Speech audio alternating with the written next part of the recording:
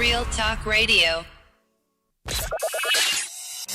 You're listening to Bush Radio.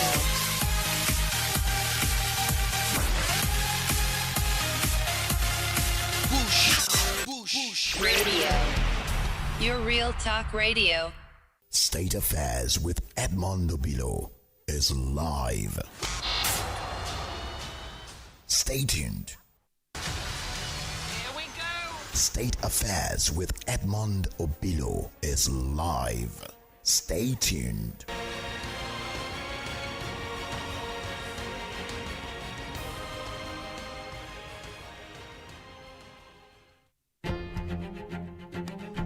Bush Radio. Bush Radio.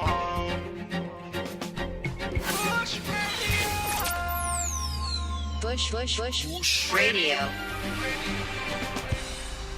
Your Real Talk Radio.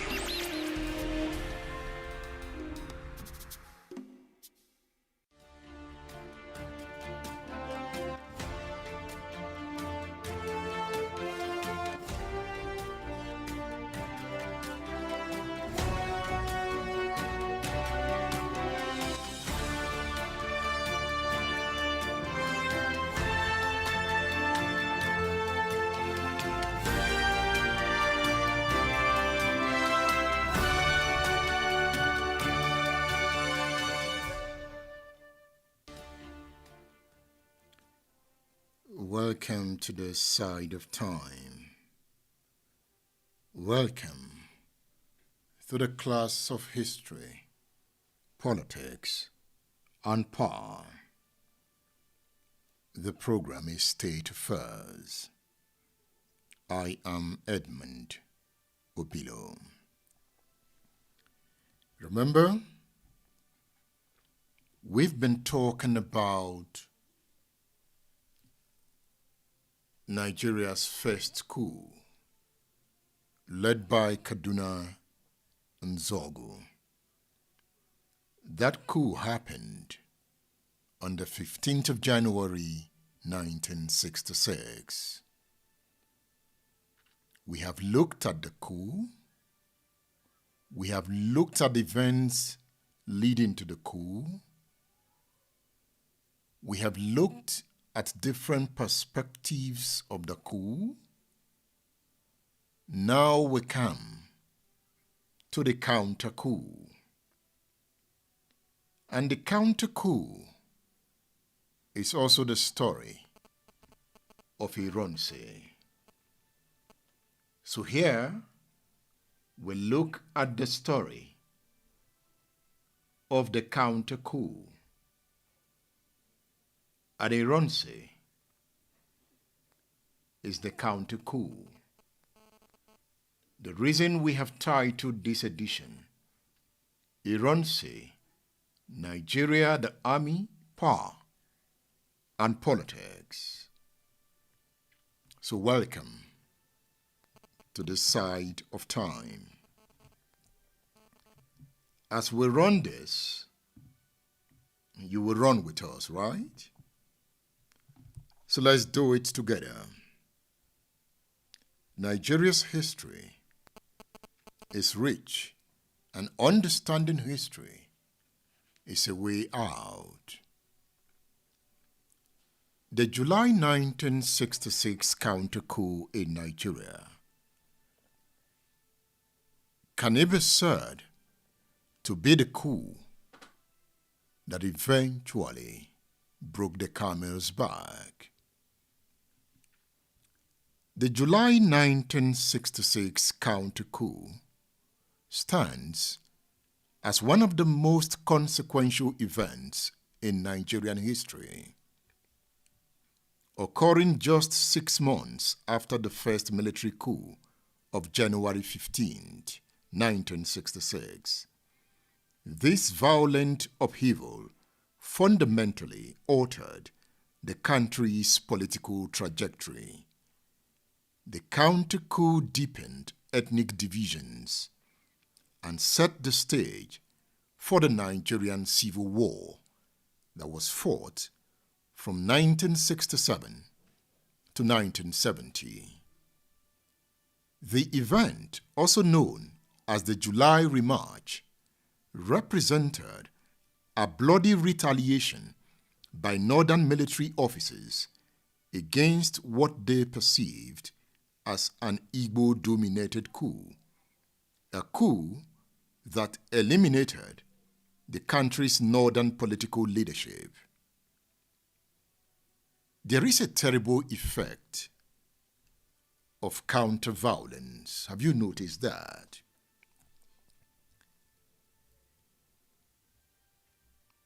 When I talk about counter-violence, it does not subtract from the original scene of bloodshed. Counter-violence multiplies it. So the story of Nigeria's July 1966 counter-coup, a historical account of soldiers turning on soldiers, is a warning to every nation that believes a wound can be healed by an equal wound, or that a wrong can be righted by another wrong of opposite complexion, but identical cruelty. When the first coup of January 1966 failed, Nigeria stood at a crossroads. One path demanded moral awakening. The other path wanted retaliation. Those who craved retaliation had the day. The July counter-coup became a convulsion, disguised as a restoration of honor. It was in truth a fever of the gods. Northern officers, enraged by the killing of their region's political elite, did not seek to end violence. They sought to avenge it. And in that distinction lies the doom of nations. For vengeance is never surgical. It is a fire that does not ask whose child lies in the next house. It consumed not only the Igbo officers who had plotted the first coup, but also innocent Igbo soldiers, their families, and soon, with terrifying actions, consumed civilians who shared only a surname or a dialect. So here, I am going to bring in Alabi Isama. Alabi Isama is the author of the book, The Tragedy of Victory, on-the-spot account of the Nigeria-Biafra War in the Atlantic Theater. He saw the effect of the counter-coup, and he tells a story that reminds us of vengeance and its implications.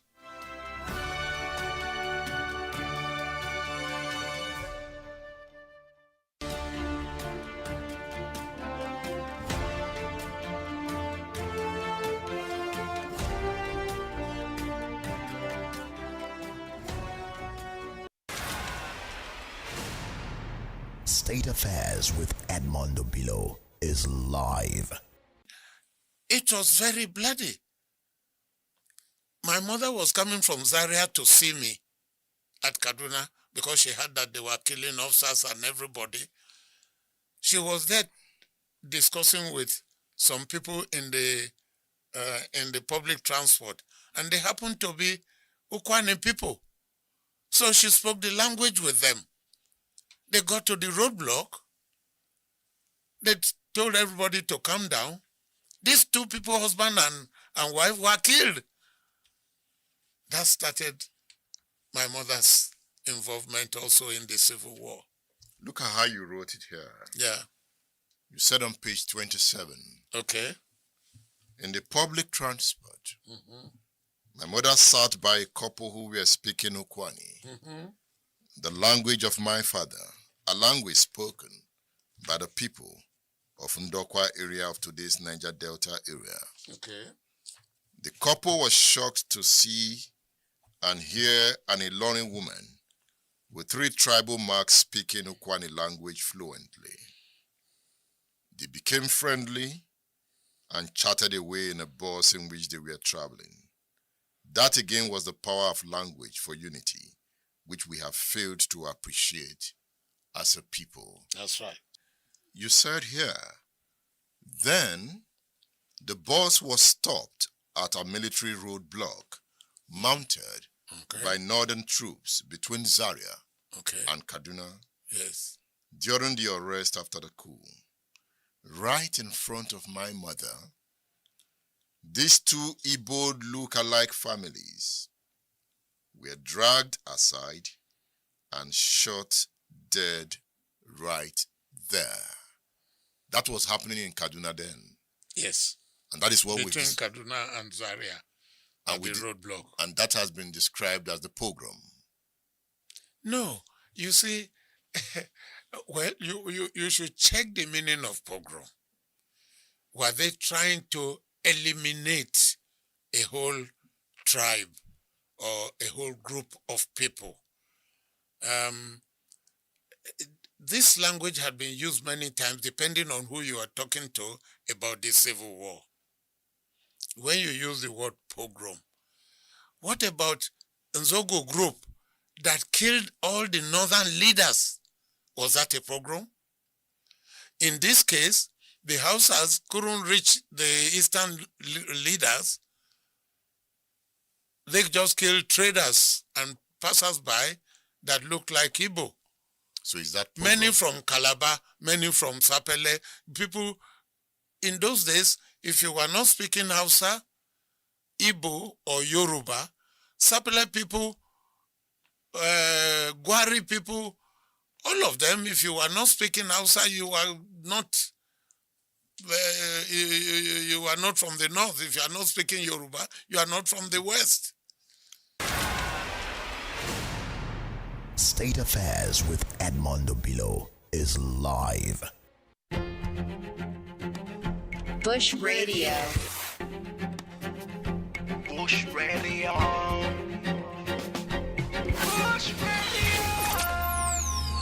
Bush Radio. Bush Radio.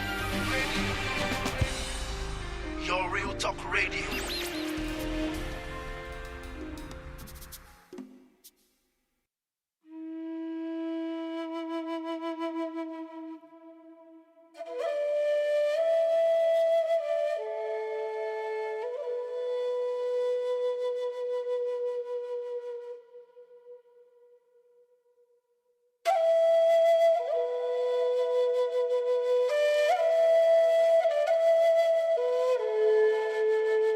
Noge ochi mbelu na uwariso amurunwa akakara kaya duere nonoku onyega eje no poro zondi na nochi iwegachi udonalani.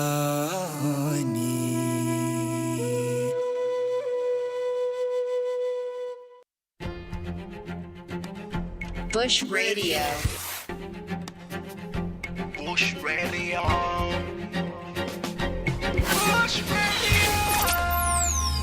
Bush Radio. Bush Radio.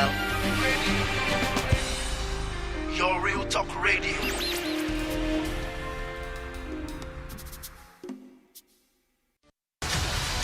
Here we go. State Affairs with Edmond Obilo is live. Stay tuned.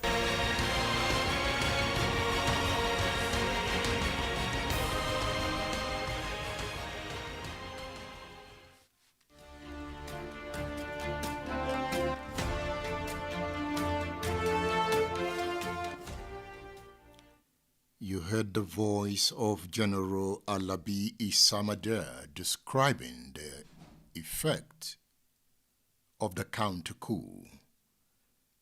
And I read from his book, The Tragedy of Victory, on-the-spot account of the Nigeria-Biafra War in the Atlantic Theater. It's a book you should read. I recommend the book to you. And you can see the numbers scrolling on the screen. You can order the book through those numbers. Just chat with Udara Books on WhatsApp. And those numbers, you can also call those numbers in the course of the program to join the discourse. For now, the lines are not open. And remember, you can also visit udarabooks.com to order any of the books being recommended on this show. Now let's look at the background to the January 1966 coup. To understand the July counter-coup, one must first examine the January 1966 coup.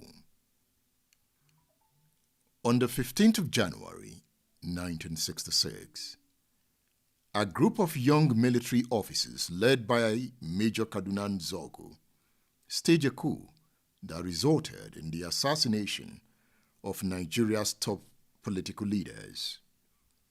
Among those killed were the Prime Minister, Sir Abubakar Tafawa Balewa. He was, at that time, a shining light in Africa. The Northern Region Premier, Ahmadu Bello, was also killed. The Premier of the Western Region, Samuel Ladoke Akintola, was also killed.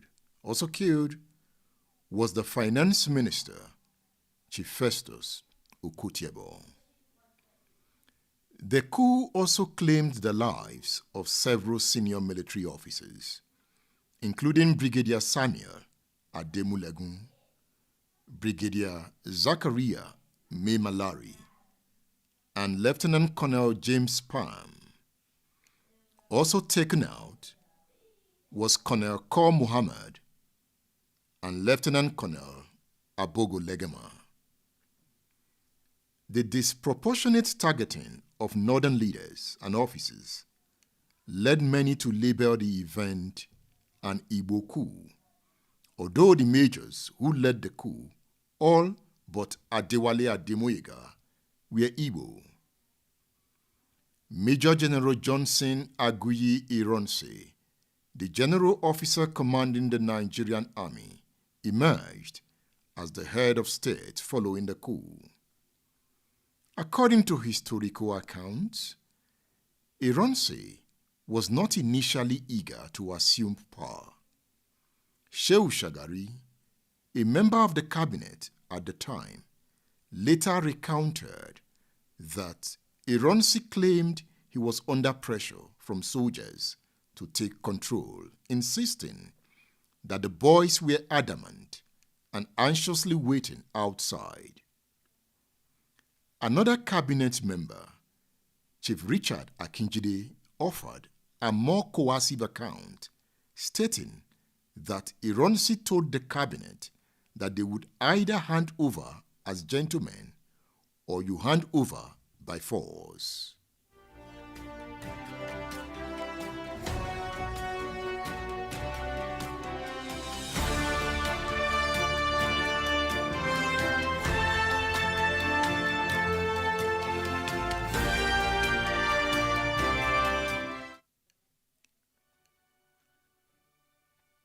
Richard Akinjide wrote the preface of the book, Fellow Countrymen, The Story of Coup d'etats in Nigeria, a book written by Richard Akinola.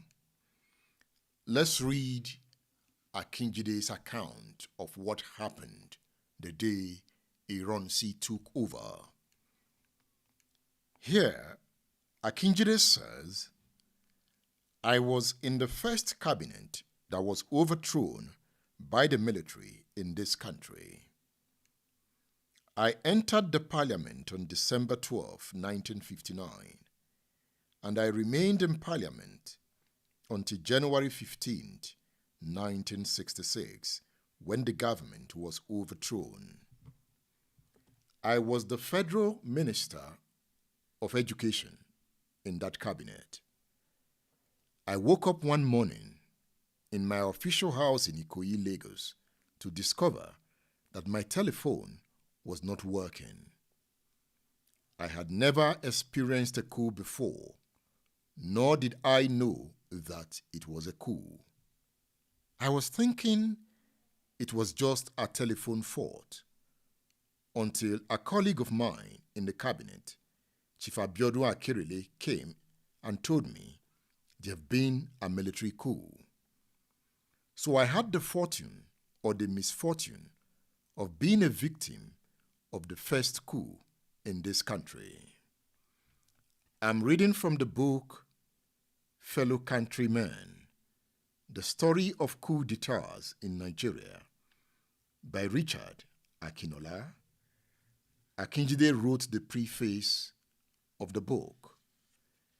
Akinjide continues in the book. He says, talking on the first coup, when Balewa got missing, we knew Okotiebo had been killed. We knew Samuel Akintola had been killed. We, the members of the Balewa cabinet, started meeting. But how can we have a meeting without the Prime Minister acting or the Prime Minister presiding? So unanimously, we nominated acting Prime Minister among us, and we continued holding our meetings. Then we got a message that we should all assemble at the Cabinet Office. All the ministers were requested by the GOC of the Nigerian Army, General Aguiyi IRONSI, to assemble. What was amazing at that time was that IRONSI was going all over Lagos unarmed.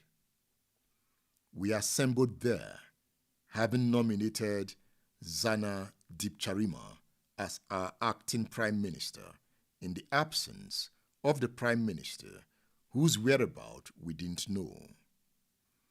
We approached the acting President, Nwafo Orizu, to swear him in because he could not legitimately act as the Prime Minister except he was sworn in. Nwafo Orizu refused. He said he needed to contact Zik, who was then in West Indies. Under the law, that is, the Interpretation Act, as acting president, Nwafo Orizu had all the powers of the president. The GOC said he wanted to see all the cabinet members, and so we assembled at the cabinet office. Well, I have read in many books saying that we handed over to the military. We did not hand over. IRONSI told us that you either hand over as gentlemen or you hand over by force. These were his words. Is that voluntary handover? So, we did not hand over. We wanted the acting Prime Minister to be in place, but IRONSI forced us, and I used the word force advisedly, to hand over to him. He was controlling the soldiers. The acting president, Nwafo Orizu, who did not cooperate with us, cooperated with the GOC. Dr. Orizu and the GOC prepared speeches which Nwafo Orizu broadcast, handing over the government of the country to the army. I hereby state again categorically, as a member of that cabinet, that we did not hand over voluntarily. It was a coup. This is Richard Akinjide's account of what happened when Nzogu and co struck and IRONSI took over the leadership of Nigeria in 1966. Richard Akinjide would later become the Attorney General of Nigeria under the regime of Shehu Shagari from 1979 to 1983. The preface I just read is published in the book Fellow Countrymen, The Story of Coup d'etats in Nigeria, a book written by Richard Akinola.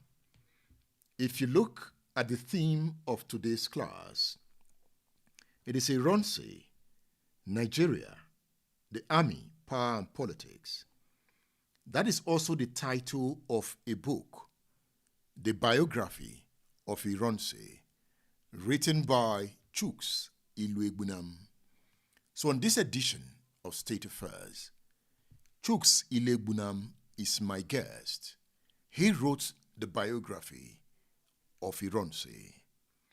And in the discussions I'm going to have with him, he will take us into the counter-coup, giving us his perspective of the events that took place in July 1966.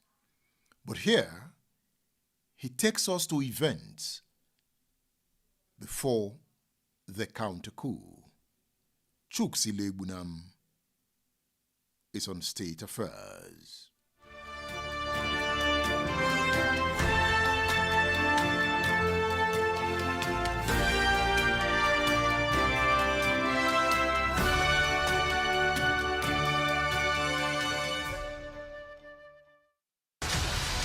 Here we go. State Affairs with Edmond Obilo is live. Stay tuned.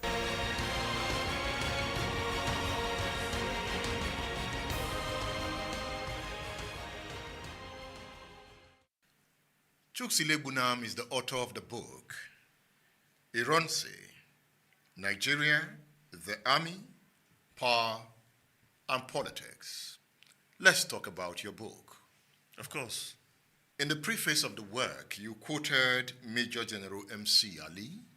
Ali says the January 15th, 1966 coup was staged to preempt a Northern People's Congress inspired coup. Yes, because in 1966, after the first coup took place, the organizers and perpetrators of the coup said it happened to preempt a northern coup that was coming. Nobody believed the story at that time. So when we have somebody like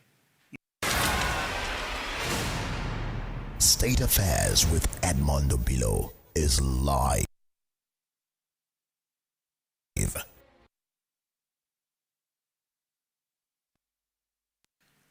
Chuks Iluegbunam is the author of the book IRONSI, Nigeria, the Army, Power and Politics. Let's talk about your book. Of course. In the preface of the work, you quoted Major General M.C. Ali. Ali says the January 15th, 1966 coup was staged to preempt a Northern People's Congress inspired coup.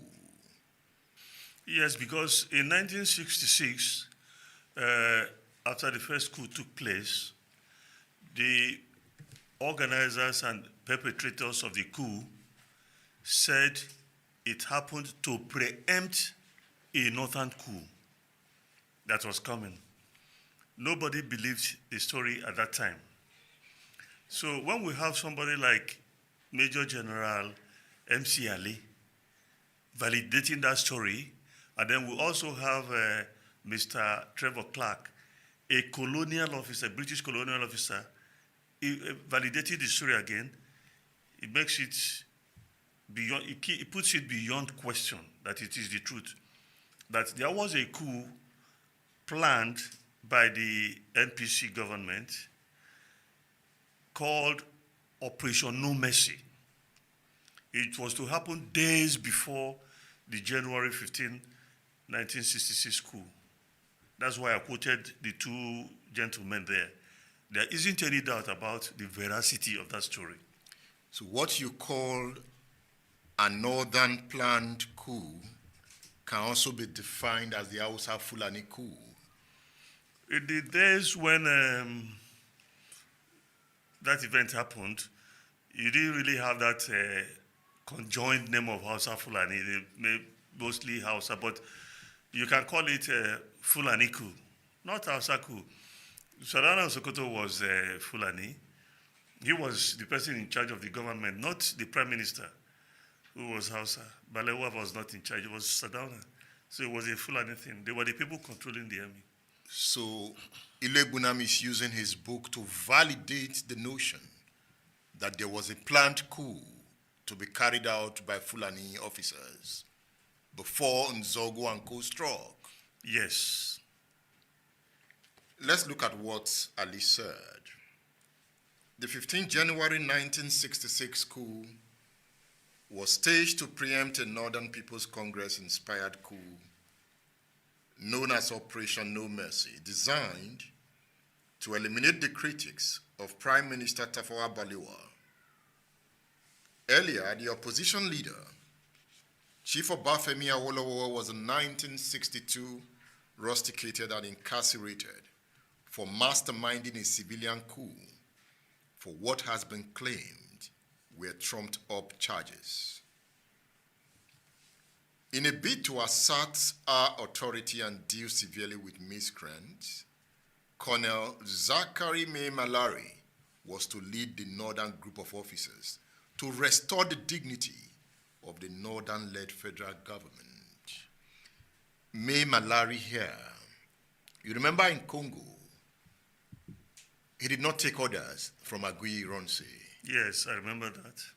And here he's mentioned to be the one to lead the coup to restore the dignity of the North.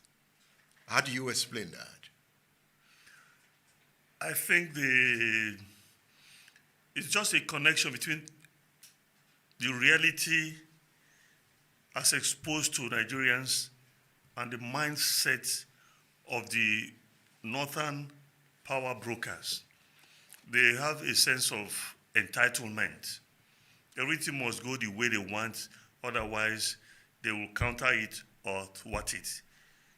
If it wasn't for that reason, there was no way a major in the person of Memelari will disobey his superior officer, Lieutenant Colonel Ironsi, who at that time even had UN promotion rank of general. You see what I mean? But he disobeyed because he had a sense of entitlement.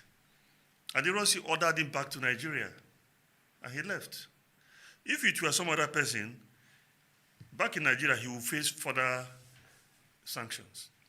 Why did Ironsi push for further sanctions? There are two reasons for that. One is that Ironsi wasn't as foolish as most people thought. You took actions in terms of anticipated reactions. Ironsi would have asked himself what to gain if he came back home and continued to pursue that point. That's the main reason. What would he gain? And then there's a second answer to that. This guy is constituting an obstacle to me. I remove him, problem solved. And then he continued with what he was doing. And this same guy was to lead a coup. Yes, he was. No, now we are looking at counterfactual. There was no northern coup. We are only making this argument on points of conjectures. There was no coup.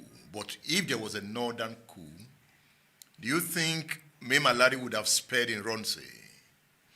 Well, I do many things, but I never claimed to be a prophet. I never claimed to read the minds of people, what they would have done 4 decades or 5 decades ago. But given the sense of impunity that existed among certain sections of the society. And given what happened during the counter-coup, I do not think that the man would have spared IRONSI for 1 millisecond. Now, this question of a northern coup, let's probe it further. I remember Akintola visiting the Saudana Yes. a day before the January 15th coup. He was in the north. You find that argument in Femi Kende's book, Ladoke Akintola and the Eye of History. So by January 14th, Saudana and co had the premonition that there would be a coup. So do you believe if they were planning a coup and they knew there was going to be a coup, they should have acted, but yet they refused to act? At that point in time, what Akintola and Ahmadu Bello had couldn't be described as premonition. They knew that a military action was possible because they had been told. Even IRONSI himself traveled to Bauchi to go and see the prime minister who was on leave to say, look, this is what I'm hearing. It's in this book. These young officers are trying to move. He didn't believe the story, but many other sources mentioned to them that there was this likelihood of the young officers striking. So it wasn't a question of premonition. So why did you think they did not act to prevent the coup? Yes, there's an explanation. Ahmadu Bello was known to have said that if you pointed a gun at him and pressed the trigger, if Allah said he won't die, the bullet will not strike him. So there was that sense of submission to the ultimate will of God, that nothing happened unless the Almighty sanctioned it. I don't think he believed that it was possible for that action to take place. And the action took place. It did take place, yes. It was a bloody action. Yes, it was. Very bloody. Yes. Should it have been that bloody? Well, I can't place any premium on bloody comparisons because I'm not a man of violence, So you couldn't say, should it have been that bloody? What amount of blood is enough? That's one question you have to ask yourself. Secondly, what's the purpose of a revolution? What's the possibility of making an omelette without breaking an egg? You could ask yourself all those questions. But it did happen, and it was bloody. State Affairs with Edmondo Bilo is live. It was bloody. The premier of the Western region taken out. Premier of the Northern region taken out. The Prime Minister, Tafawa Balewa, taken out. Michael Okpara left standing. Was it an Igbo coup? No, it was not an Igbo coup. It was not. And the answer is self-evident. Among the majors that carried out that coup, a principal actor was Major Adewale Ademoyega, a graduate of history from the University of London. He was one of the ideological foundations of that action. He and Major Emmanuel Ifajuna, who also was a graduate who read sciences at the University of Ibadan. They were the ideological bastions of that action. So you couldn't have an Igbo coup where one of the leaders was a Yoruba man. One of the leaders out of many Igbo officers. Not out of many Igbo officers, out of 5 officers. They are known, Ifajuna, Major Ifajuna, Major Nzogu, Major Okafor. So about 5 majors, and you had that Major Adewale. And you had lieutenants who were of other ethnic groups, including Atong Pera, who was from the north. But that is just one side of the coin. There is another vital side to that issue. By January 15th of 1966, there were 40 Nigerians who were majors, who had attained their majority in the army. 40. Of that 40, 24 were Igbo officers. 24 of those 40 officers. If you went to the rank of lieutenant colonels, you didn't have up to 5 northern officers who attained or superseded the position of lieutenant colonel as of that morning. And of those 16 other majors remaining, they were mostly not from the north.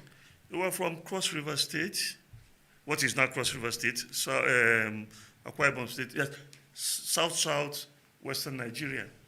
So you didn't even have those officers in the north.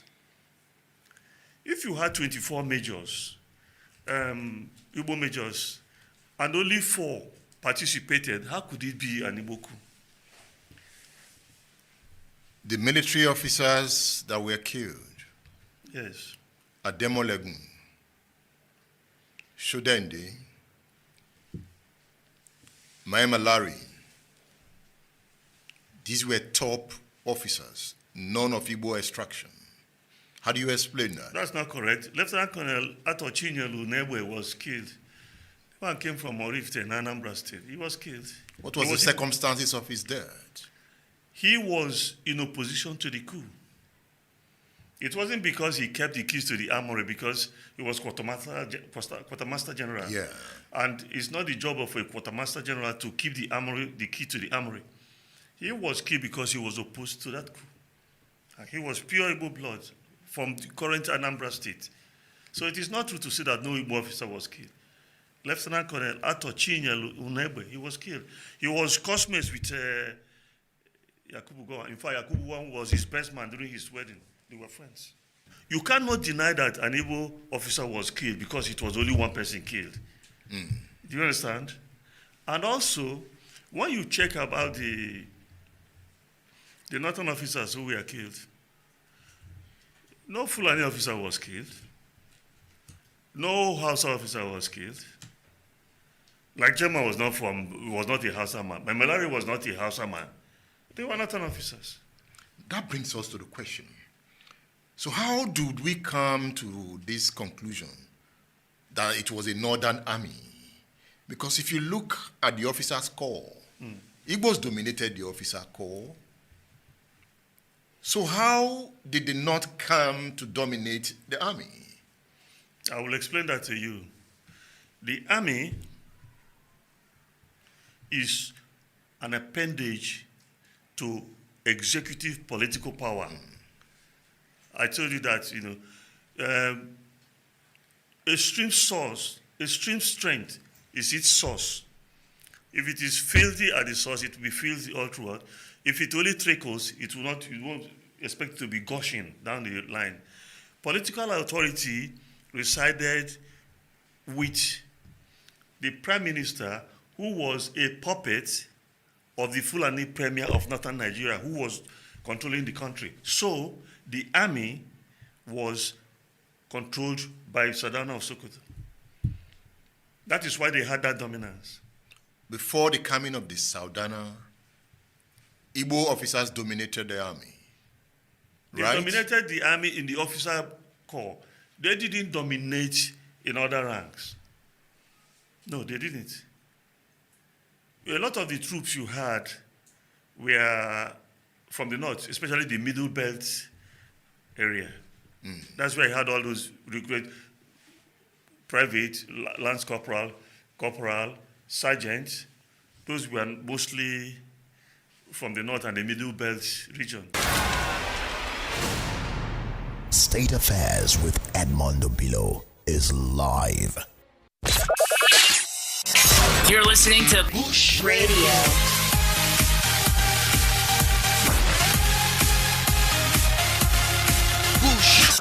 Bush Radio. Your real talk radio. IRONSI and the like of Njoku and Ojuku countered Nzogo and Co. Yes. Yet, some will still argue it was an Igbo coup. If it was an Igbo coup, how did Igbo officers counter it? Yes, you see, your question is fundamental, and I have to use it to explain certain things. The South of this country, especially my own Igbo people, don't seem to understand the power of propaganda. Even though the doing of Nigerian journalism was Azikiwe,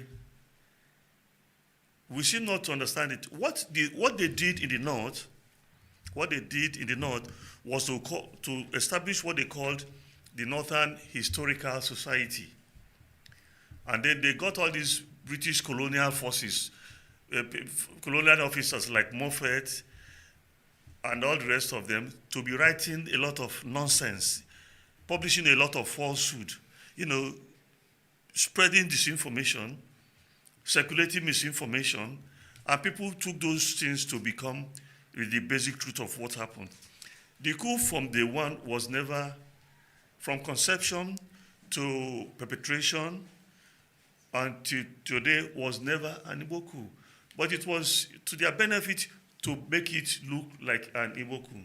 How could you have an Igbo coup and its main intention was to institute Chief Obafemi Awolowo as the Prime Minister Yoruba man? Is that the truth? Yes. Chief Awolowo confirmed it in his book, My March Through Prison. It is there.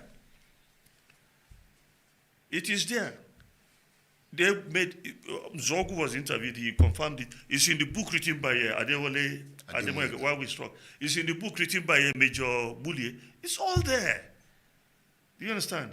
Okay, apart from, in this book, I devoted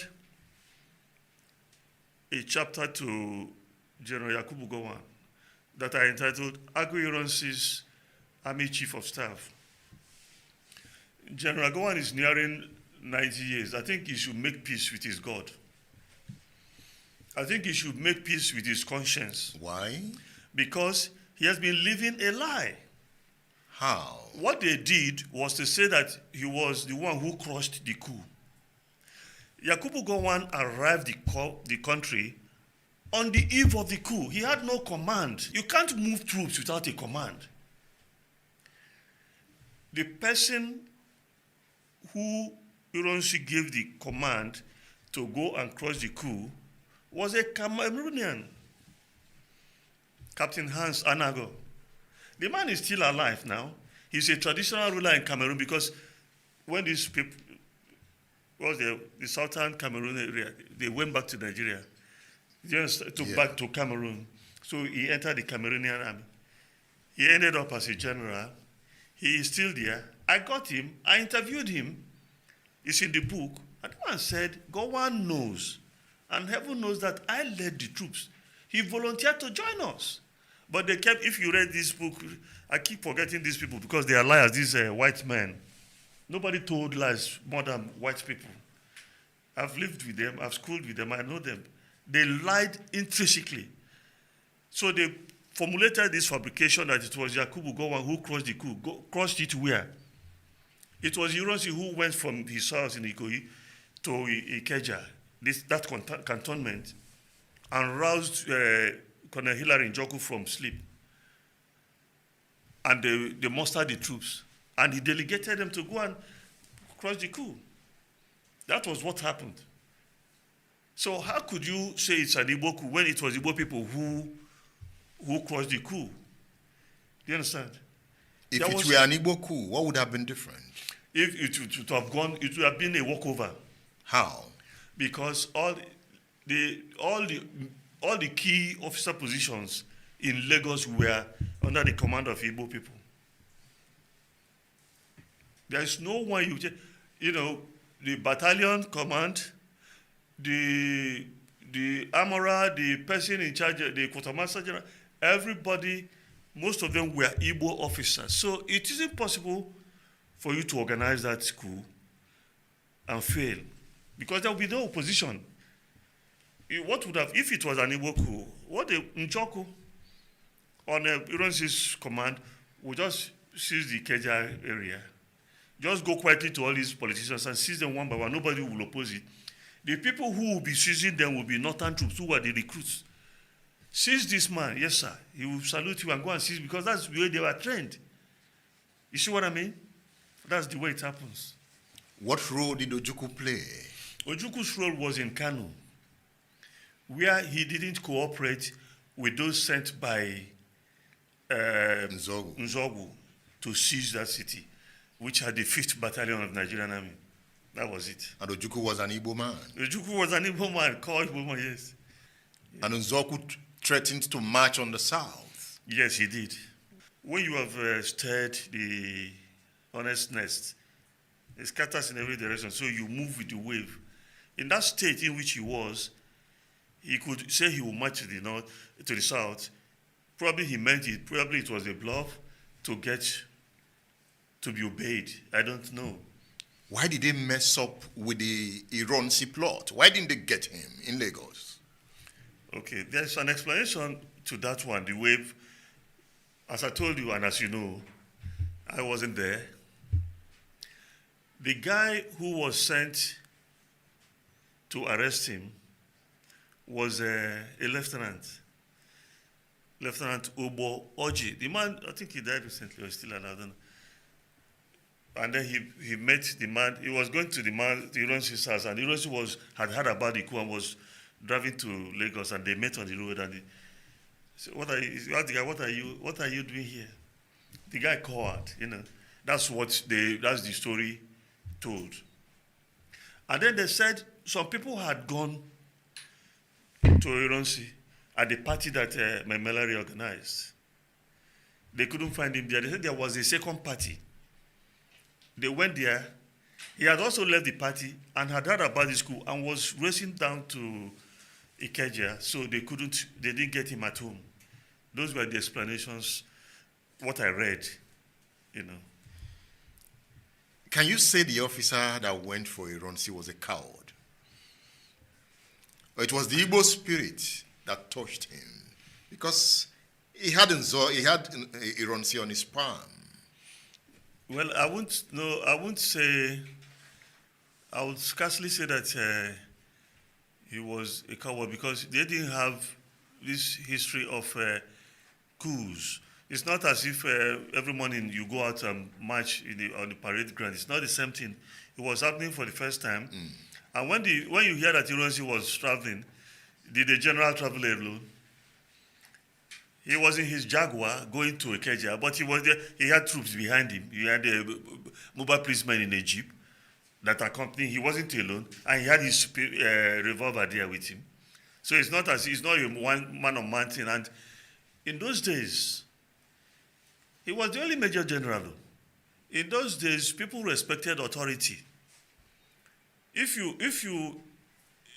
in those days, if a captain entered here and there was a recruit, the recruit will leave the room immediately, whether asked to leave or not. If it were Nzogu that met IRONSI on the way, what would have happened? It would have been different, because at that time, Nzogu already attained his majority. Nzogu was trained as Sandhurst. Nzogu was the first Nigerian officer trained in intelligence. Nzogu was party to planning the coup. So he had more reasons to actualize what he planned than some lieutenant who was given an instruction to go and seize the head of state, to seize the army commander. State Affairs with Edmond Obilo is live. Stay tuned. Bush Radio. Bush Radio. Your real talk radio. Bush Radio. Oh, wow.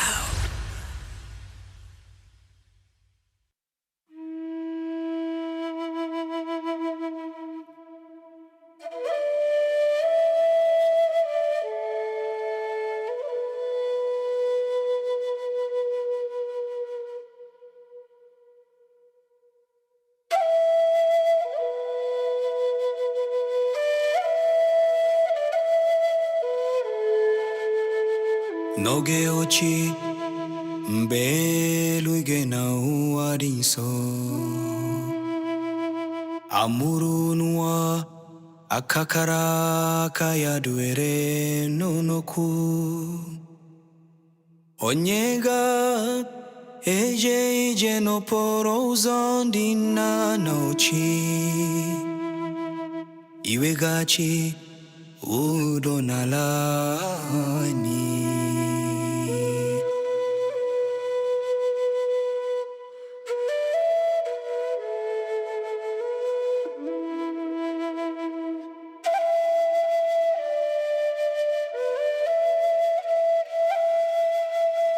Anyangu Nwakeala Anyangu Olile Anyanyi Eganihu Ebu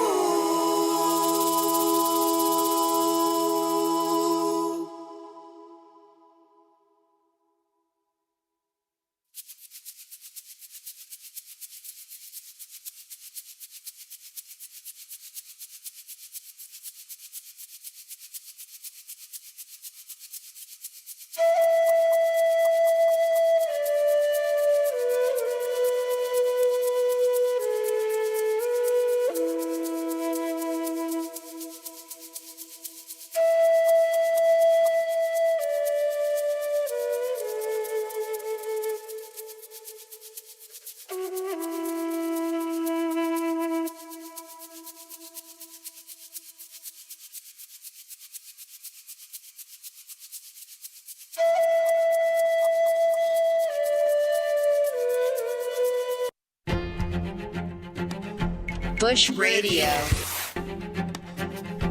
Bush Radio.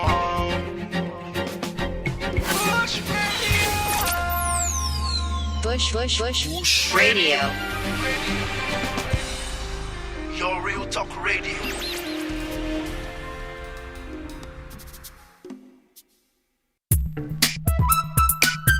Bush Radio. Bush Radio. Your real talk radio.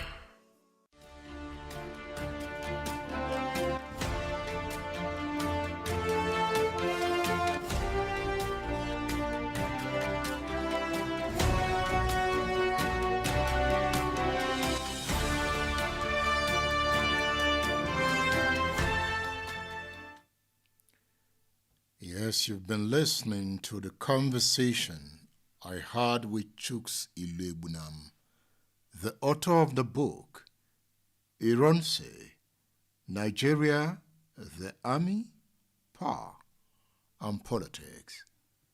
That interview was conducted in 2024. He has given his own account of events before the counter-coup of July 29, 1966. If you are interested in reading Chuks Ilebunam's book, you'll find the book on udarabooks.com. And you can also get the book through the WhatsApp numbers scrolling on the screen. Chuks Ilebunam is still on state affairs. Now, if you look at the counter-coup, there were grievances that led to the counter-coup. The 6-month interval between the two coups was marked by mounting tension and suspicion. Northern soldiers and civilians harbored several grievances against the IRONSI government.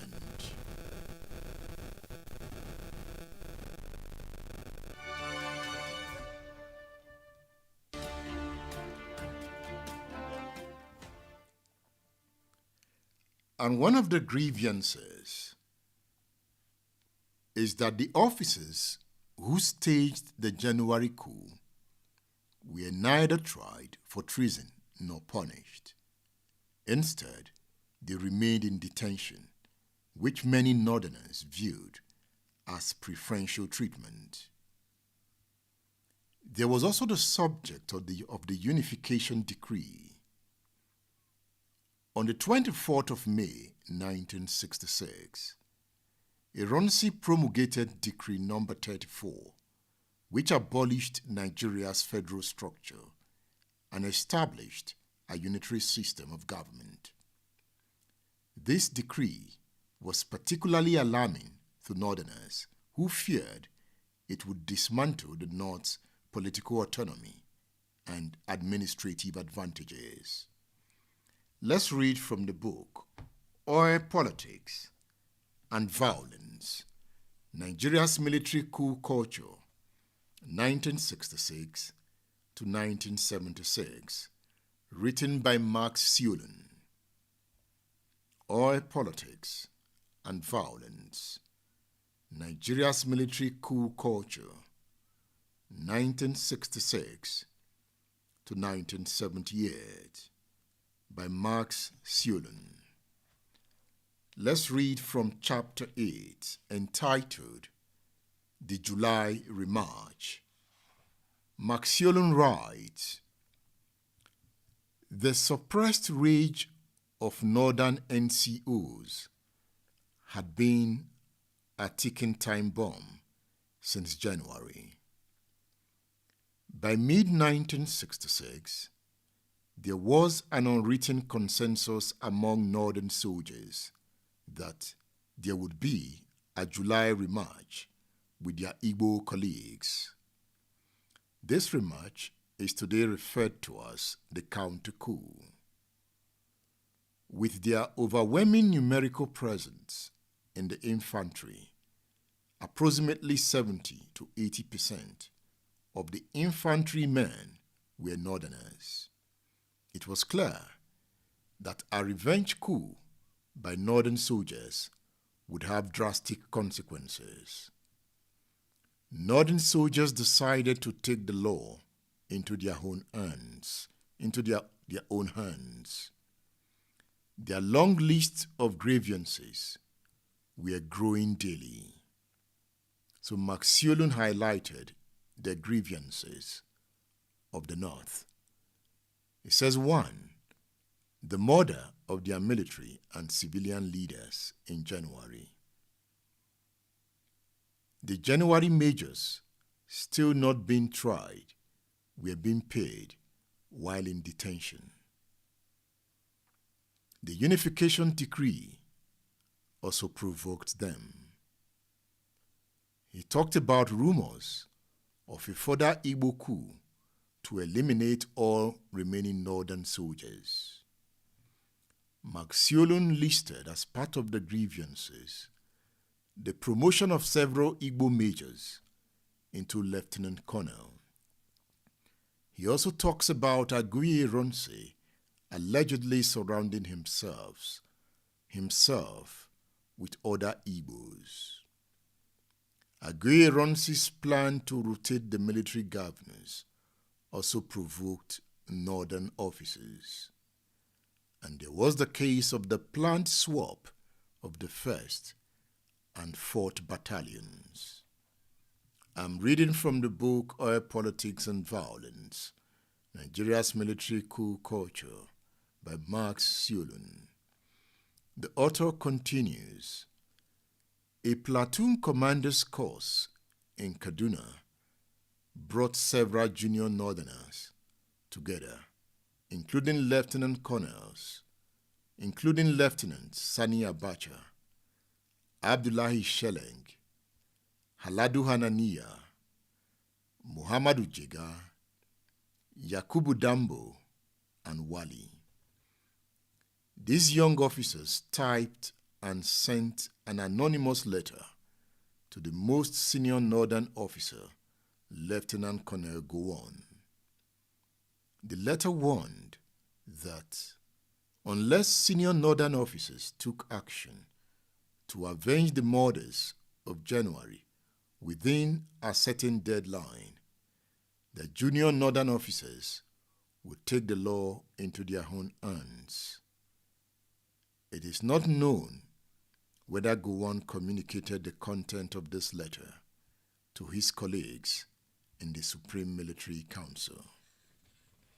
Maxiolin continues, essentially, there might have been a race between Igbo and northern troops to carry out the second coup of 1966.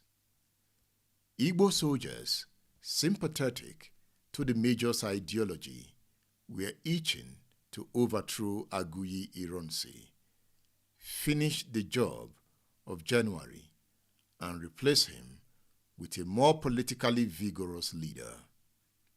Northerners feared that they would again be targeted in this second Igbo-led coup and felt that they had to act immediately in preemptive self-defense.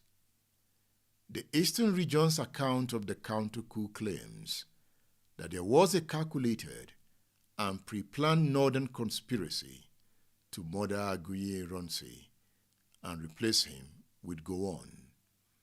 The federal government's version portrays the events as an accidental and uncoordinated mutiny. As is often the case in Nigeria, the truth lies somewhere in between. The Eastern version accurately claims that an anti-Igbo revolt was planned. However, its intention was not to install Gowon in power. The federal government's account accurately portrays the event of July 28-29 as impromptu. Northern military anger had been simmering and growing since January 15th. On July 28, that anger sought and found an outlet during a misunderstanding at the Abeokuta garrison. However, the events at Abeokuta were the catalyst for the premature execution of a pre-existing plan to mutiny. Although the primary motivation was revenge, some northern soldiers felt emasculated by the combined effects of touting from Igbos, their families, and northern civilians. This was an opportunity to reaffirm their masculinity. As with the January coup, what eventually occurred was another tragic case of good intentions and horrendous consequences. You want to read more about the counter-coup? I recommend the book Oil Politics and Violence, Nigeria's Military Coup Culture, 1966 to 1976 by Maxiolin. Another book that will provide deeper understanding of events leading to the counter-coup and events after the coup is the book Fellow Countrymen, The Story of Coup d'etats in Nigeria by Richard Akinola. You've heard the voice of Alabi Sama on the show already. Alabi Sama is the author of the book, The Tragedy of Victory, on-the-spot account of the Nigeria-Biafra War in the Atlantic Theater. His book is educative, informative, and draws you closer to the events of the counter-coup, events of the January coup, and then gives details of the Nigerian Civil War. These books will help you, and you can order the books on udarabooks.com or through the WhatsApp numbers scrolling on the screen. You can also join the discourse. You can call the numbers scrolling on the screen, any of the numbers on the screen. You can call that number. I can also help you You can call 080 999 18449. That is 080 999 18449. You can call on WhatsApp to let me know what you think. It is a discourse. So, let's get your feedback. Join the discourse. The line is open. Ethnic favoritism. Rumors circulated that IRONSI was planning against the North through his appointment. The IRONSI was showing favoritism towards Igbos in military promotions. There were widespread fears, particularly in the North, of another Igbo coup to finish the work on Zogu, Ifajuna, and Adewale Ademoyiga began in January 1966. And the question of the proposed battalion swap, a plan to swap the 1st and 4th battalions and rotate military governors among regions, were interpreted by some northern officers as attempts to weaken northern military influence. These were some of the grievances that led to the counter-coup. The counter-coup was masterminded by northern military officers, principally Lieutenant Colonel Murtala Muhammad. He was the inspector of signals in Lagos at the time. Another name being mentioned is Lieutenant Colonel Joseph Akaha, commander of the 4th Battalion in Ibadan. Other key participants in the counter-coup included Major Theophilus Danjuma, who became Chief of Army Staff at some point and became Minister of Defense in Obasanjo's government starting from 1999. There was also Major Martin Adamu, Major Abak Yari, there was Captain Joseph Garba, and several junior officers who would later play significant roles in Nigerian history. Among them, Lieutenant Muhammadu Buhari, Lieutenant Ibrahim Babangida, and Second Lieutenant Sani Abacha. The operation was codenamed Or, the Hausa word for marriage.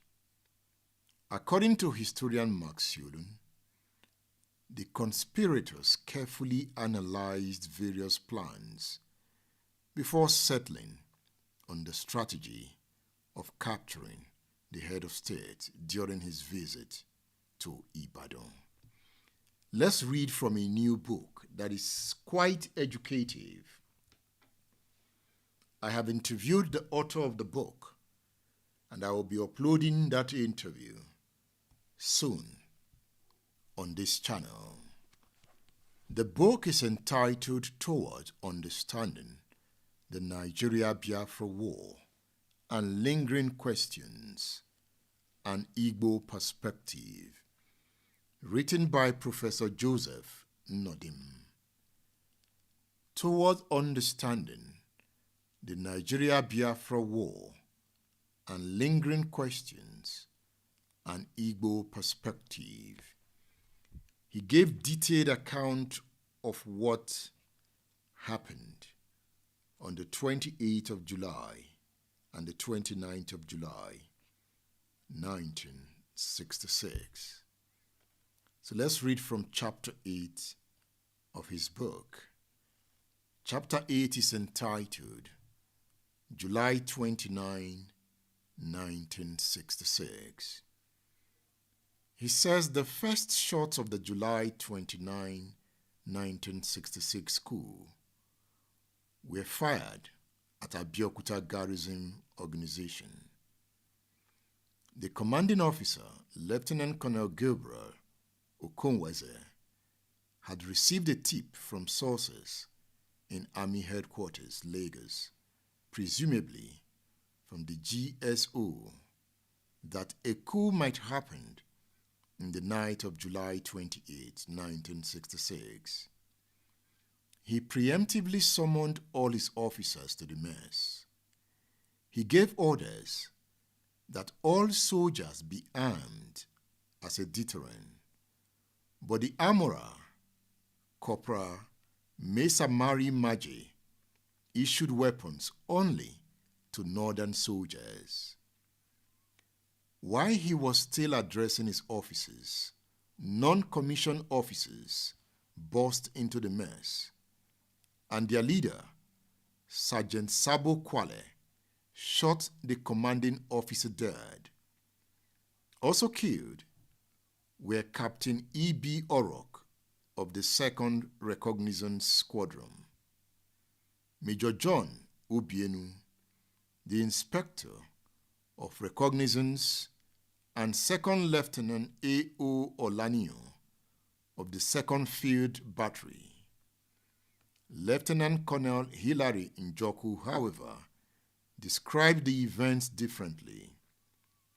In his recollection, the most senior northern officer, Captain Mohammed Ramawa, had lured the officers, including his commanding officer, to the officers' mess under the pretext of dodgy signal purported to have been received from Army Headquarters. His hitmen were waiting, and as the officers sat down to drinks, Major Obienu was shot. The commanding officer fled, but they chased him down and shot him too.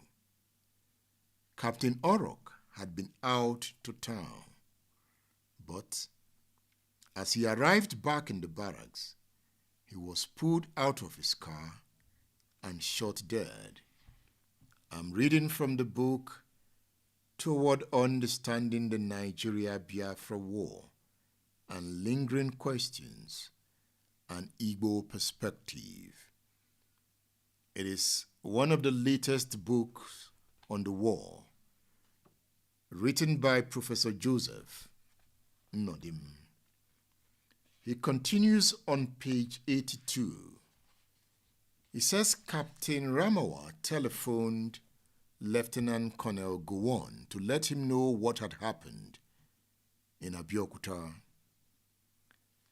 According to Mark Siolun, that is, Professor Nnodim is quoting Mark Siolun now, the Chief of Staff Army Headquarters then began to call military establishments across the country to alert them to the goings-on. The intent of those calls and whom he spoke to are of interest, even as the details are not entirely known. Take, for instance, though, the one he made to the government house in Ibadan. He reportedly asked to speak to Lieutenant Colonel Hilary Njoku, but it was Major Danjuma who took the call. Major Theophilus Danjuma told him that he was there to arrest the Supreme Commander, Aguiyi Ironsi, and the Chief of Staff's reply was the question, "Can you do it?" The Chief of Staff is Yakubu Gowon. Enough said. Nnodim continues in his book. Captain Roland Ogbonna, officer commanding A Company, had also been out in town, braking in his new car.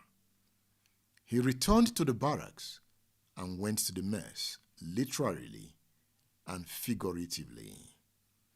The body of Major Obienu was still in seated posture at a table.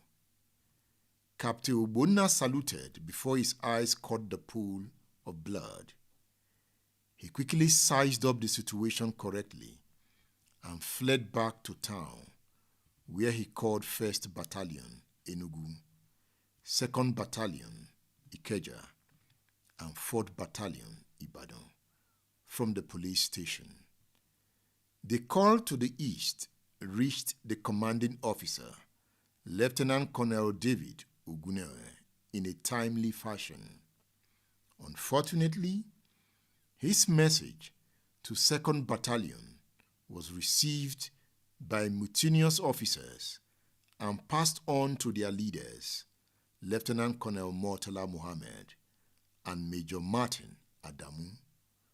Now that the ball had begun to roll, they quickly took charge, ordering the troops to split into 2 groups, one led by Lieutenant Pam to head to Ibadan, and the other under Lieutenant D.S. Abubakar to Lagos. Lieutenant Mwankam was one of the armored vehicle operators whose refusal to join Majors Ademoyega and Anuforo in the attempt to salvage the January coup in Lagos after Major Obienu's betrayal doomed that effort. Thanks to Captain Ogbonna, the Paul Revere of the crisis, the 1st Battalion was able to take precautions. You know, the story told by Professor Joseph Nodim is so interesting. And in my interview with him, I've had about 4 hours interview with him already. And it's an interview I'm going to review on this show. If you listen to it, you depend on the side you belong to. You feel some pain. The events of that period were just too bloody. So I recommend this book to you towards understanding the Nigeria-Biafra War and Lingering Questions, an Igbo Perspective by Professor Joseph Nodim. The assassination of IRONSI and Fajui is a lesson in history. Have we learned? Are we learning from history? These are questions we must answer. You can join the discourse by calling 080 999 18449. Remember, my guest on this show is the author of the book IRONSI, Nigeria, the Army, Power, and Politics. And it's a book I recommend to everyone interested in Nigeria's history. And when you're reading these books, also get other copies so that you are able to compare what the various authors are saying. State Affairs with Edmondo Bilo is live, and I'm happy you are with me on this edition of the show.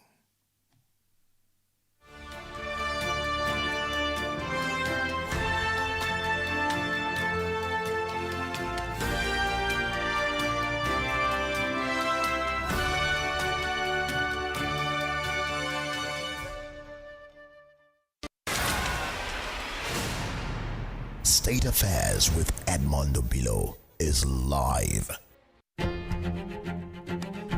Bush Radio. Bush Radio.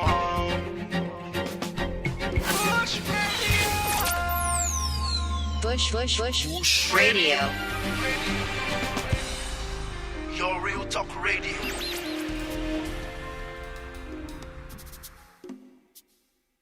State Affairs with Edmondo Bilo is live. Stay tuned. IRONSI benefited from the coup. He arrested the coup plotters and did not take actions.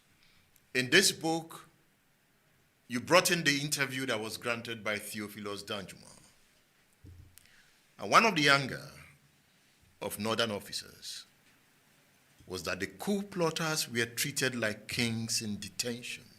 It also boils down to what I told you about propaganda.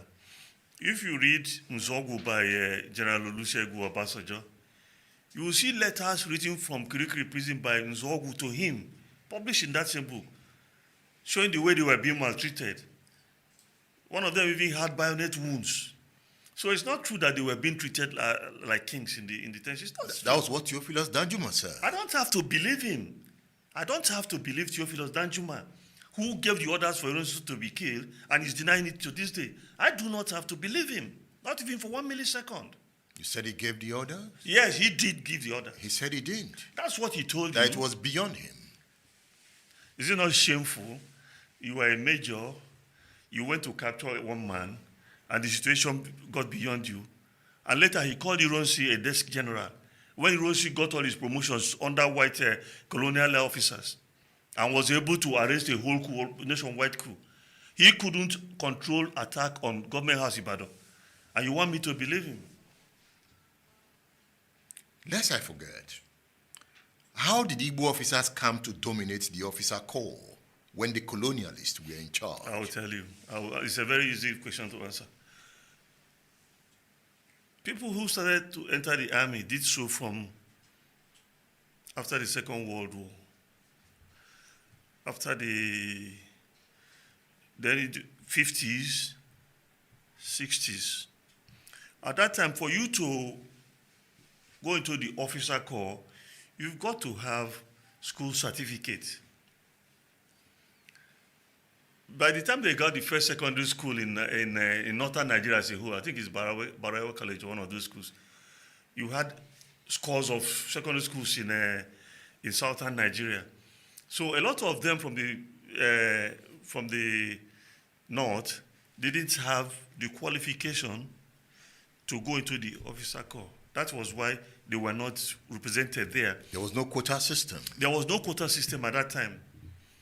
So all those guys who went to CKC, CIC, King's College, whatever, Bishop Shanahan, with a good school start, you go there, the white man will look at your certificate and list you.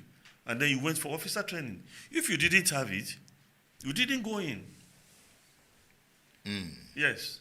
Even one of their own major medics, Major General Buhari, up to today, we have not seen his school certificate.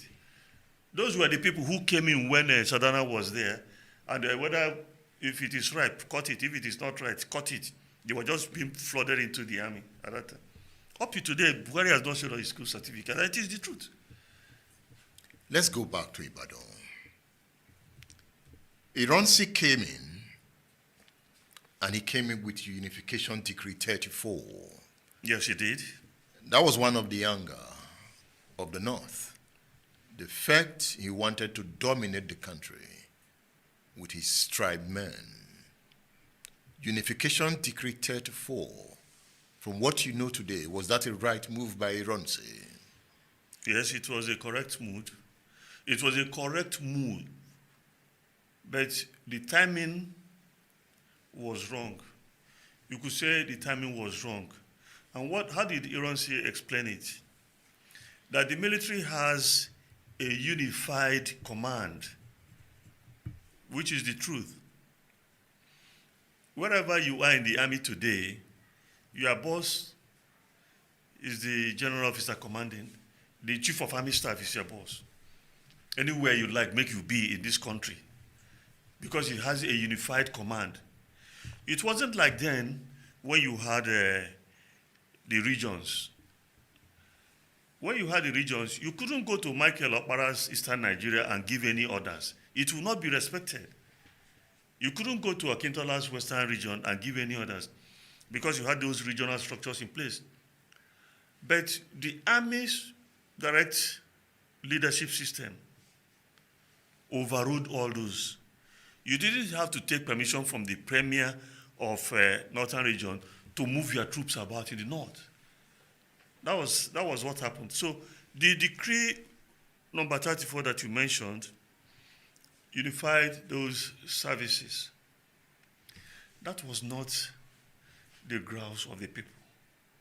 The grounds was that they said Southerners will now come and dominate their civil service, which was not the intention. It was not in the letters. It was not in the spirit of the decree number 34. Now, I have a question to put, not just to you, but to the listeners. If decree number 34 was anathema, was deplorable, was damnable, and condemnable, why is it still in force today? Why is it still in force today? Because that's what we're still practicing. But that is what we are campaigning to stop. Well, we are talking of 1966 to now. Why is it that Yakubu Gowon, was in office for 9 years, yes? Yes. In fact, Gowon's first decree was the nullification of decree number 34. On paper, he nullified it, but he practiced it through 9 years. When they sacked him, Amari Tala came in, he practiced it for 6 months. When Obasanjo came in, before he handed over, he practiced for nearly 4 years. When Shehu Shagari came in, he practiced it for 4 years. Up to today, we're still there. So why are they talking about decree 34, decree 34? Why don't you change it? So the Igbo man brought it. The Igbo man did not bring it. The Supreme Military Council brought it. It was debated. Led by an Igbo man. The Igbo people were a minority in that Supreme Court. Go and look at the constitution of the Supreme Military Council. Signed by an Igbo man. That's not what I'm talking about. You are talking a different thing. The Supreme Military Council takes a decision. You don't look at the Supreme Military Council. You don't look at its composition. You are looking at the person who signed it. Did he sign it on his father's name? If he did not sign it, how could he have rejected? He was the commander-in-chief. But you are talking of military and discipline. Yes, he's the commander-in-chief. And then the military decides and they vote on something, and then he cancels it himself because he's commander-in-chief. Is that how it's done? That's why they are dictators. No, that was not his brand of dictatorship. If he was a dictator, in the true sense of that word, he would just go on radio and announce. Nobody would debate anything. Remember, the constitution was relaxed. Therefore, and decree is dictatorship, is it not? Decree is dictatorship, but that's not what I'm arguing with you. I'm saying to you that that decree was not termed IRONSI's decree. It was termed unification decree. It wasn't his decree. It was a decree debated. And in this book, Chief Gabriel Onyuka said it. He was the Attorney General. He was a member of that council. It was debated for many sessions, and that as far as he knew, nobody opposed it. It's there in written form. Not even Hassan Usman Kassina. But his chief of army staff, Yakubu Gowon, worked against him, perhaps because of that decree. No, it wasn't because of that decree. That's why, I've said it here that Yakubu Gowon needs to make peace with his maker, peace with his conscience, and peace with history. State Affairs with Edmondo Bilo is live. Bush Radio. Bush Radio.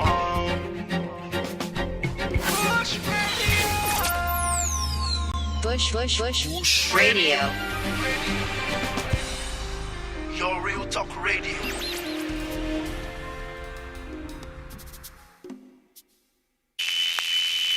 Bush Radio.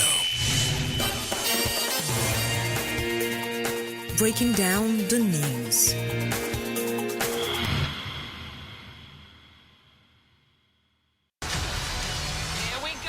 State Affairs with Edmond Obilo is live. Stay tuned.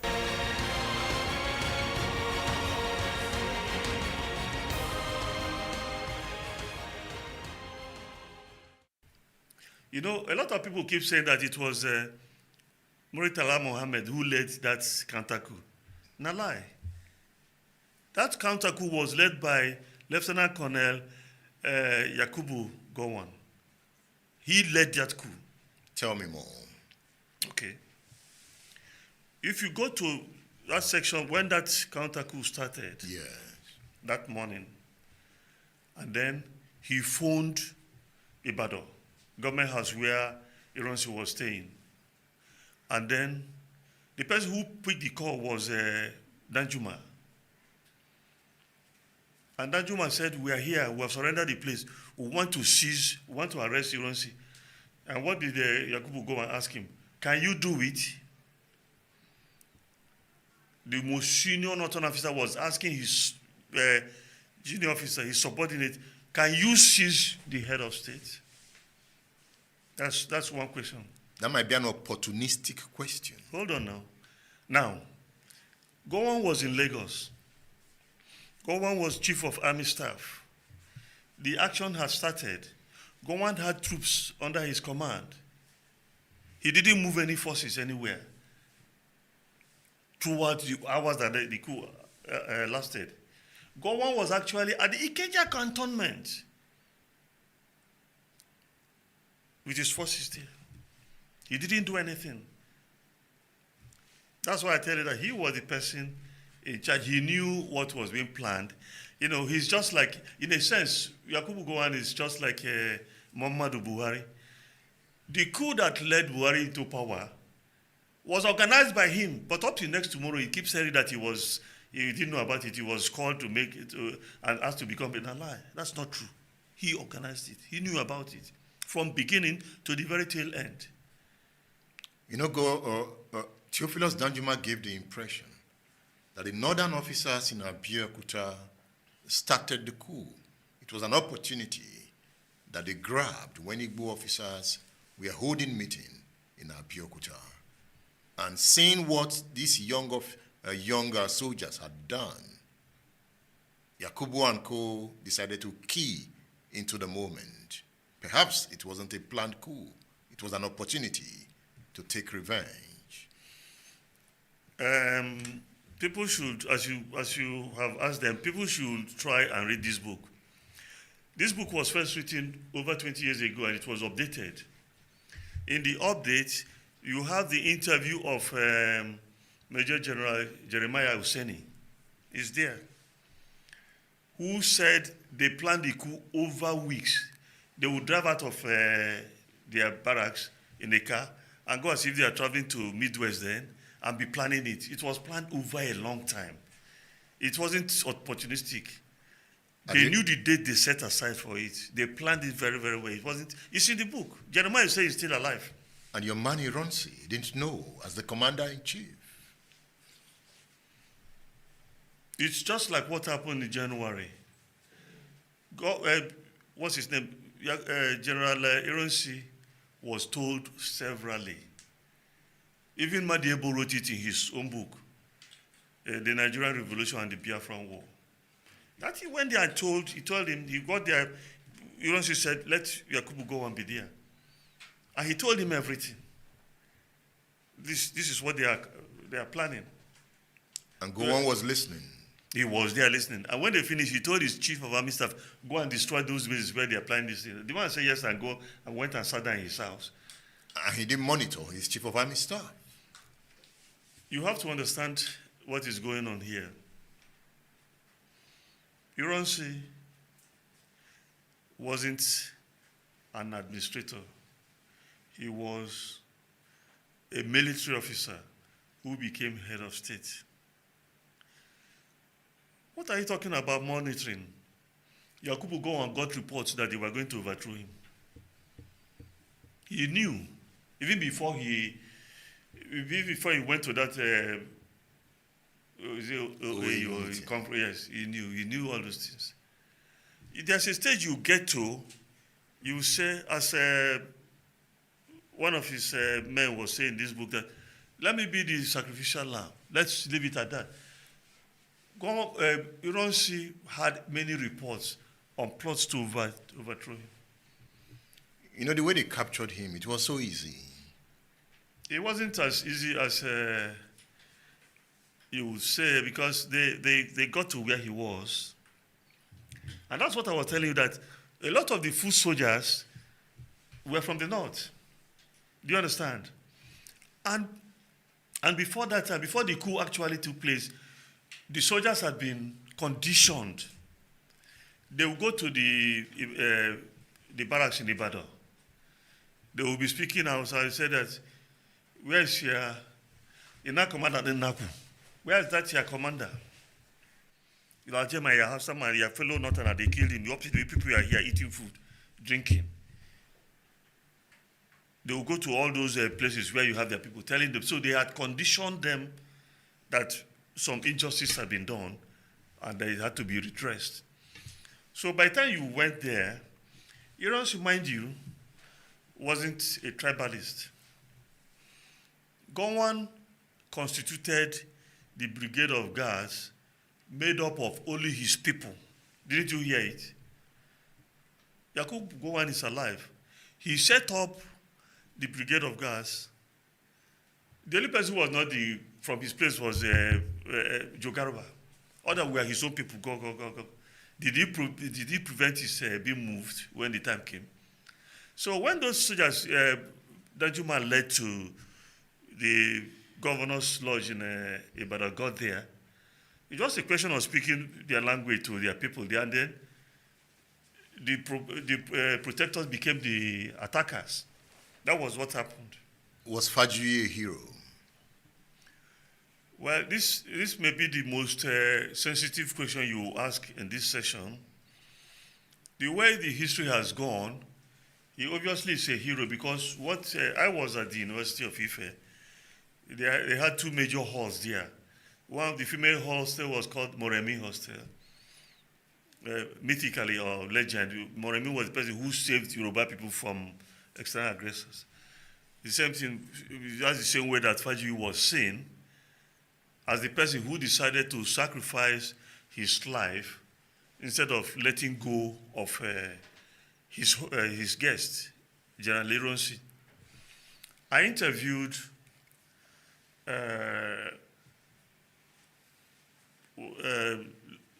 Lieutenant Sani Bello, who is now retired, long retired. He was the Army ADC. I interviewed Lieutenant Andrew Nwankwo. He was IRONSI's Air Force ADC. I interviewed the Secretary of the Government at that time. What I got told was that once they climbed upstairs there and saw IRONSI, they started hitting him with gunballs and flogging him and slapping him and, yanked away his ranks, took away his regulation stick that he used a stuffed crocodile to do. By the time they even went there, he was all gore and blood. So, and they were hitting him, they were hitting Fajuyi, and they took them down and took them away. That was the account of people who were there. Not that Fajuyi defended him. Fajuyi was being attacked as much as he is because, let me tell you something. That's why I said the coup was thoroughly planned. They believed that Fajuyi knew about the coup. The January coup. Yes. And it's been said by some of those plotters that Fajuyi himself was in the know, but didn't participate. If you knew and you didn't participate, even if you didn't participate, you were complicit in their thinking and you were to be punished. So my own viewpoint is that even before they went into the governor's lodge in Ibadan, they had two main targets in mind, IRONSI and Fajuyi. And they got their targets. Oh, yes, they did. So the point is that the popular Fajuyi narrative is not the real story. I would say it is the story or it isn't the story. I am saying that I interviewed many people who were there, and that account was not related to me. Let me just tell you, when this book came out, I sent it to General Danjuma. I sent it to General Gowon. I said, controvert this book. 23 years ago. This one is a new edition, updated. Up to today, none of them has contradicted the contents of this. In fact, I haven't seen any line in this book contradicted by anybody. because I knew it was a serious project. You're listening to Bush Radio.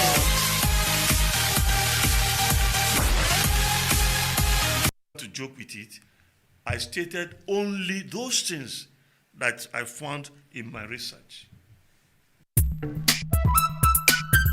Bush Radio. Bush Radio. Your real talk radio. State Affairs with Edmond Obilo is live. Stay tuned.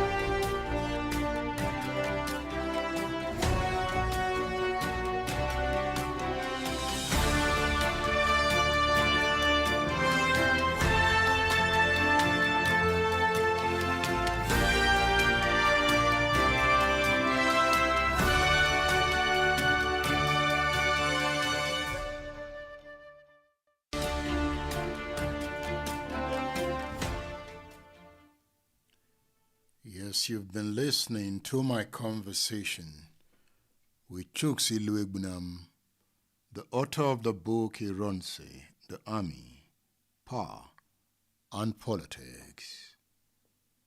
It's about the July 29th, 1966 counter-coup. On that date, Aguiyi Ironsi was killed. On 28 July 1966, General Ironsi traveled to Ibadan, the capital of the Western region, to address an assembly of traditional rulers. After the meeting, he accepted an invitation from the military governor of the Western region, Lieutenant Colonel Adekunle Fajuyi, to spend the night at the State House in Ibadan. In the early hours of 29th of July, 1966, soldiers surrounded the government house. Both men were taken away and murdered. Notably, Fajuyi's personal guards, predominantly Hausa soldiers, whom he preferred to work with, were absent during the attack, leading his family to conclude that they had prior knowledge of the coup and had betrayed him. Following the assassination of Ironsi and Fajuyi, the counter-coup escalated into widespread attacks on Igbo military personnel and civilians across Nigeria. The violence was particularly brutal in northern cities and in locations such as Abeokuta and Ibadan. Professor Oyewale Tomori was a student of Ahmadu Bello University, Zaria, at this time. He takes us into what he experienced that day.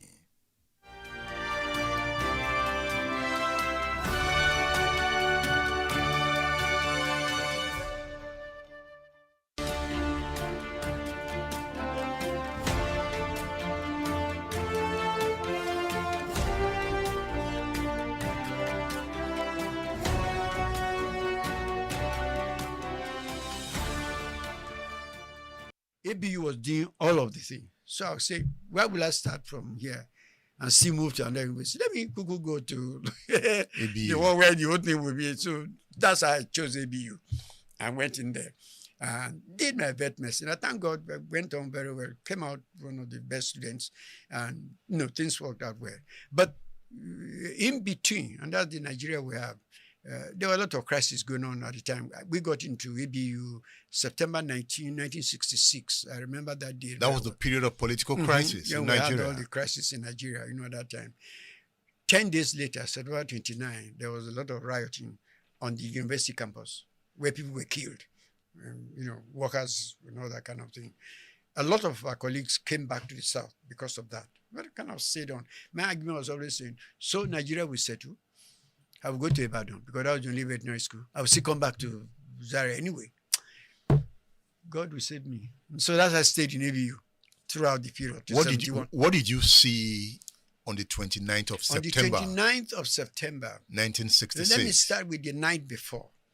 We were in the student bustry where we were drinking Coke and all that one. There's a news item that comes up around 9:30 in the morning called Labarun Dunia or something like that, But we suddenly noticed after the news that a lot of our colleagues from the north left the buttery. We used to stay there till about 11, 12. But this was around 9:30, 10. And then we suddenly noticed the place emptying.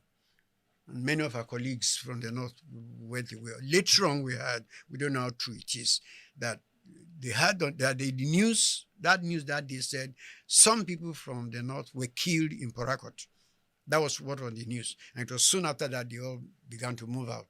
And the story, I have no confirmation, but I can confirm what I saw. The story was that they went to the village, which was across Samaru village, and kind of instigated some people to retaliate. Because the next morning, when we woke up, the engineering faculty was just being built at that time. Most of the workers were from the south. And so early in the morning, there was shouts and things around 6, when people were being killed, slaughtered, all that kind of thing. We were about to go in for breakfast when the university authorities then took all of us into a big room where there was a glass door. So we were seeing what was going on right outside, in which people were being pursued with cutlass and running after them. A few days after this, we still saw a few dead bodies all over. So there was crisis. And a lot of our people then came back south because they were scared about, what could happen to them or this thing. A few of us stayed. It was like... Why did you stay? Like I said, I looked at it and I said, I believe that Nigeria problem will be sorted out. So in another 6 months, we sorted out. I'm back in Ibadan. 2 years later, I'm sick back in Zaria. So why didn't I just stay? There was no cogent reason.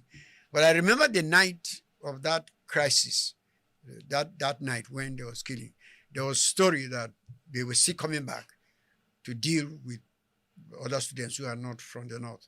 And so that were a lot of our colleagues then moved, the police came, took them to the police station in Zaria, somewhere not too far from Samaru. But a few of us stayed on. And they were saying that the story was that anybody who was neither Yoruba or not, they were going to deal with them. I remember. So whether you were Yoruba doesn't matter. It didn't make a difference. It was not just about the Igbo. It wasn't about Igbo alone. There was some kind of quote sympathy for the Yorubas because of Akintola. I mean, these are things, let's say. But of course, the average northerner knows Yoruba with marks. So people of us who grew up in Midwest, who had no marks, there's no way you can prove you're Yoruba. But still, I remember that night, a lot of people came to my room, a lot of my colleagues from Government College who did not leave, came to my room, and we hung all my Yoruba dresses, in my room. The room was like this narrow thing. So I was staying right by the door. The rest were inside. The argument was that if they ask, I would say, they will ask me to speak Yoruba. I will speak Yoruba. I will say all of us are Yoruba. They will see Yoruba clothes hung over today. But nobody came that day. But that was the story we had. But that's how we stayed. So nothing happened thereafter. But these are the truth of what happened and why people. Eventually, some of those who ran back came back to join us in 1969 or thereabout. When it was time to do the clinker. By then, Nigeria has settled.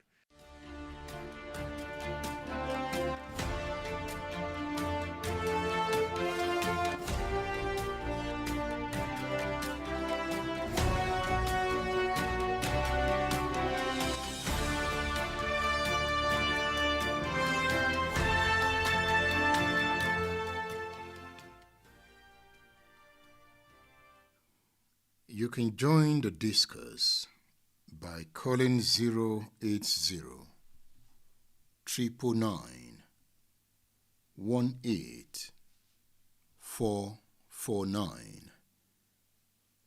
The numbers are scrolling on the screen. That is 080 999 18449. You can call to express your view about the story of the counter-coup. So the ball is in your court. Counter-violence cannot discriminate between the guilty and the innocent because it is driven not by evidence but by identity.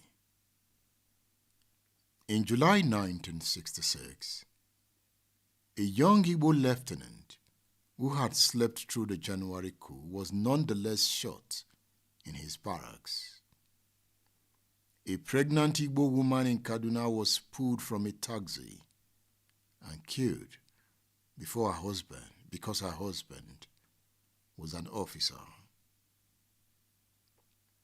These were collateral damages.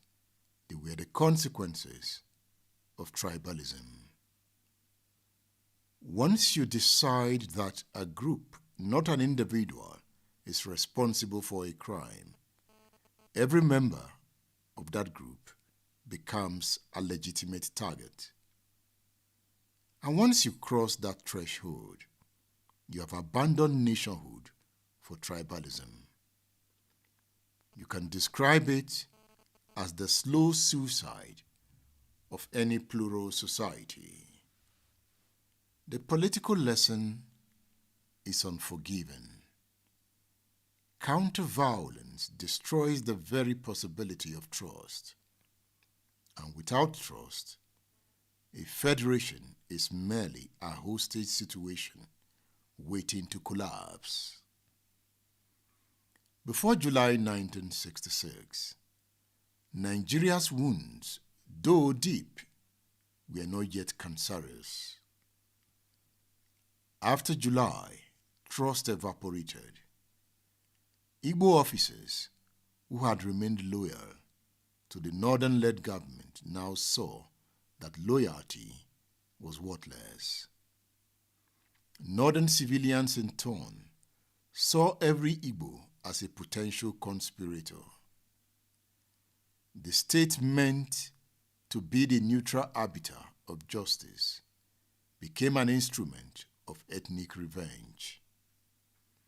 The military, once a fragile symbol of national unity, turned into tribal factions.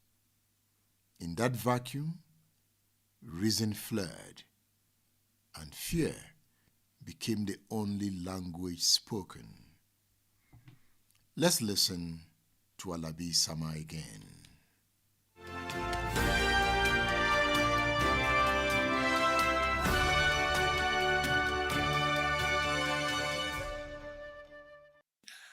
It was very bloody. My mother was coming from Zaria to see me at Kaduna because she heard that they were killing officers and everybody. She was there discussing with some people in the public transport, and they happened to be Ukwane people. So she spoke the language with them. They got to the roadblock. They told everybody to calm down. These two people, husband and wife, were killed. That started my mother's involvement also in the Civil War. Look at how you wrote it here. Yeah. You said on page 27. Okay.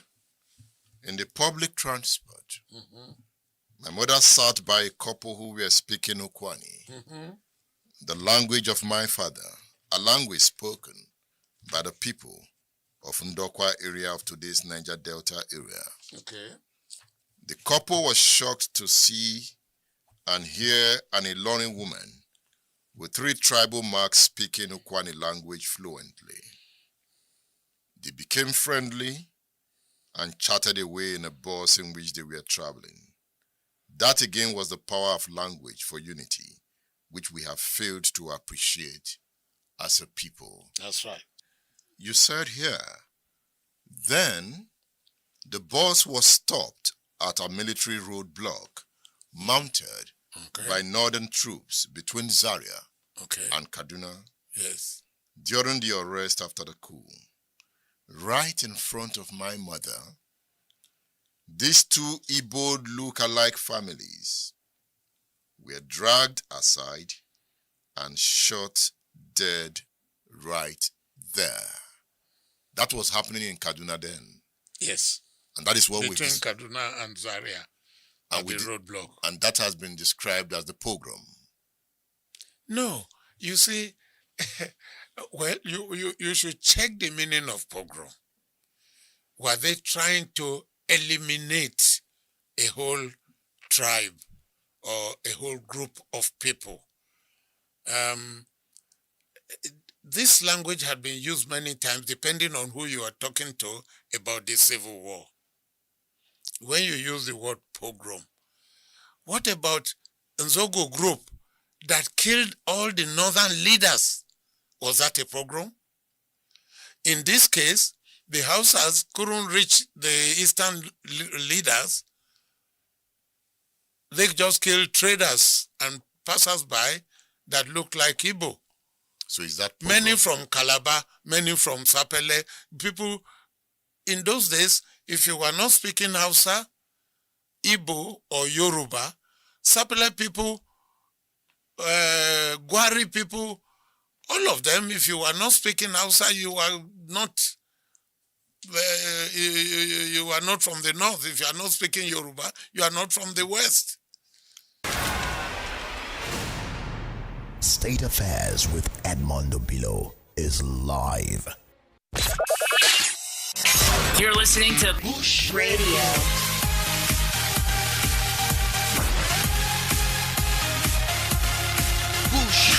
Bush Radio. Your real talk radio.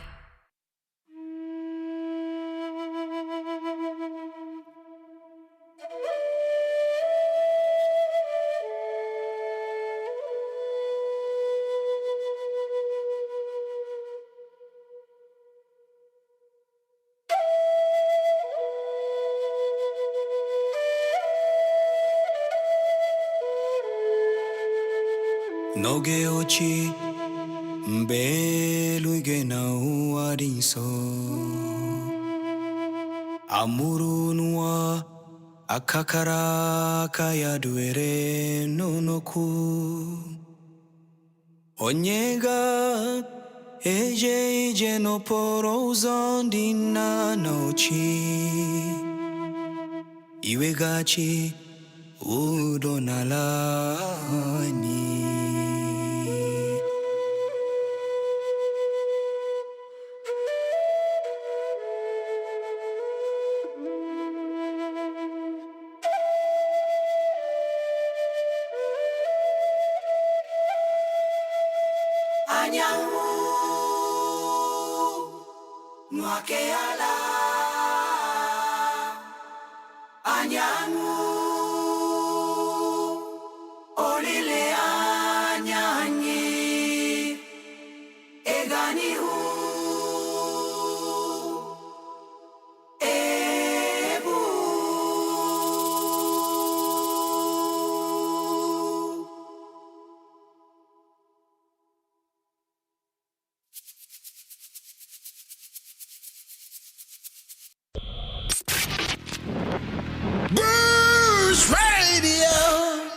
Oh, wow.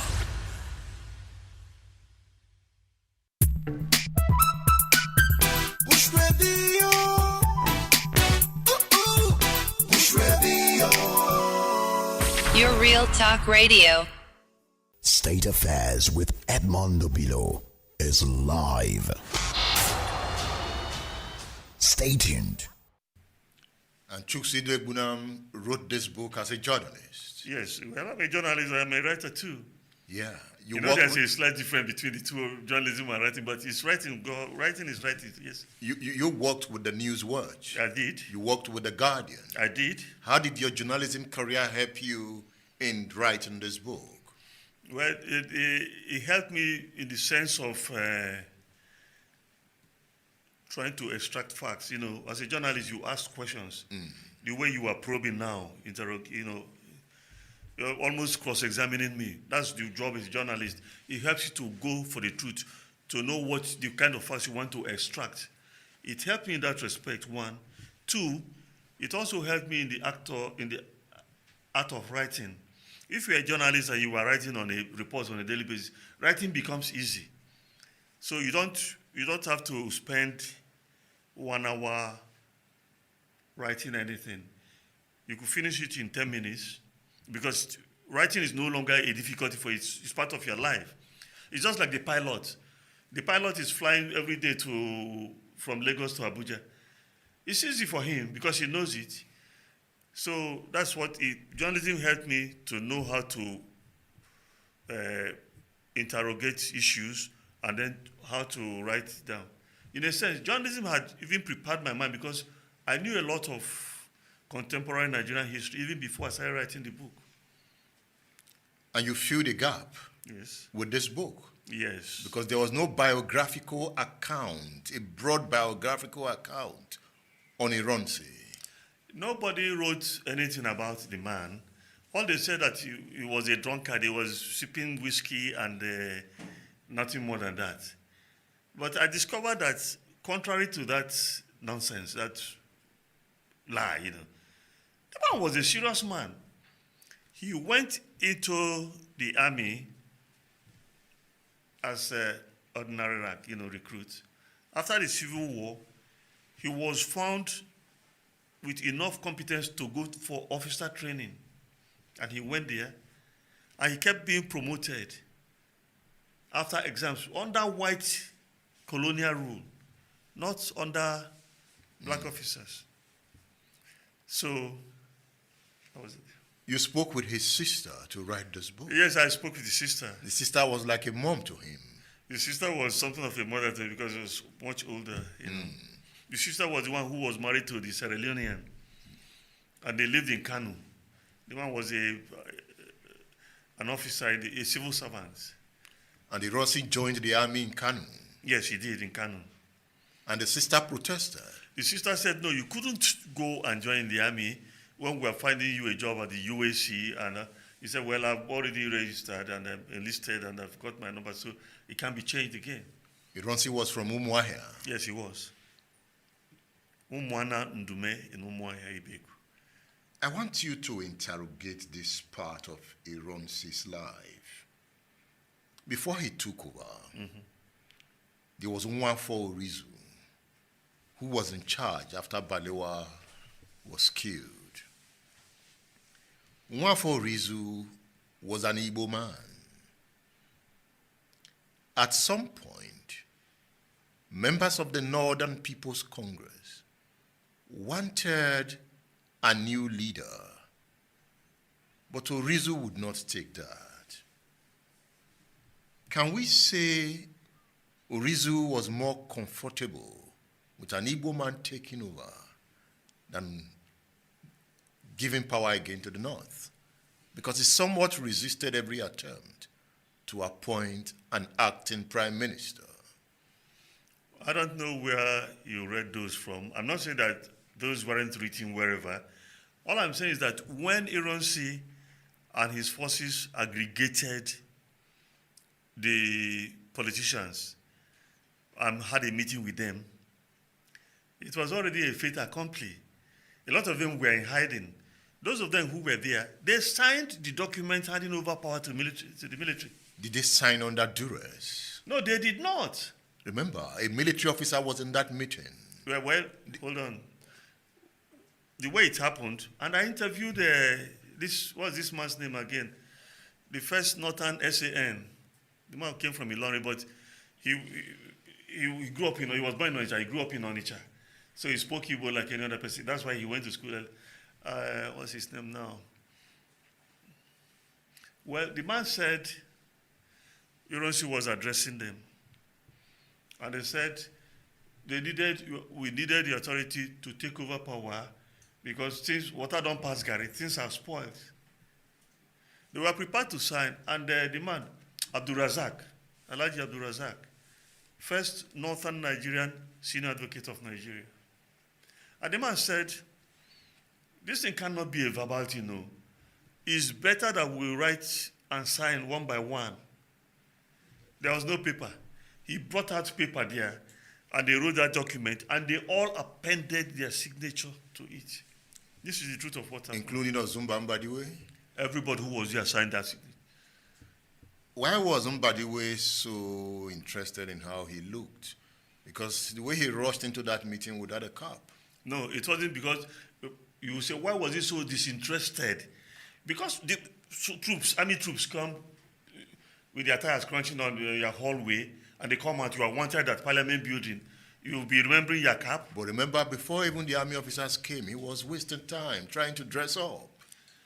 When they had come to him. Before they even came.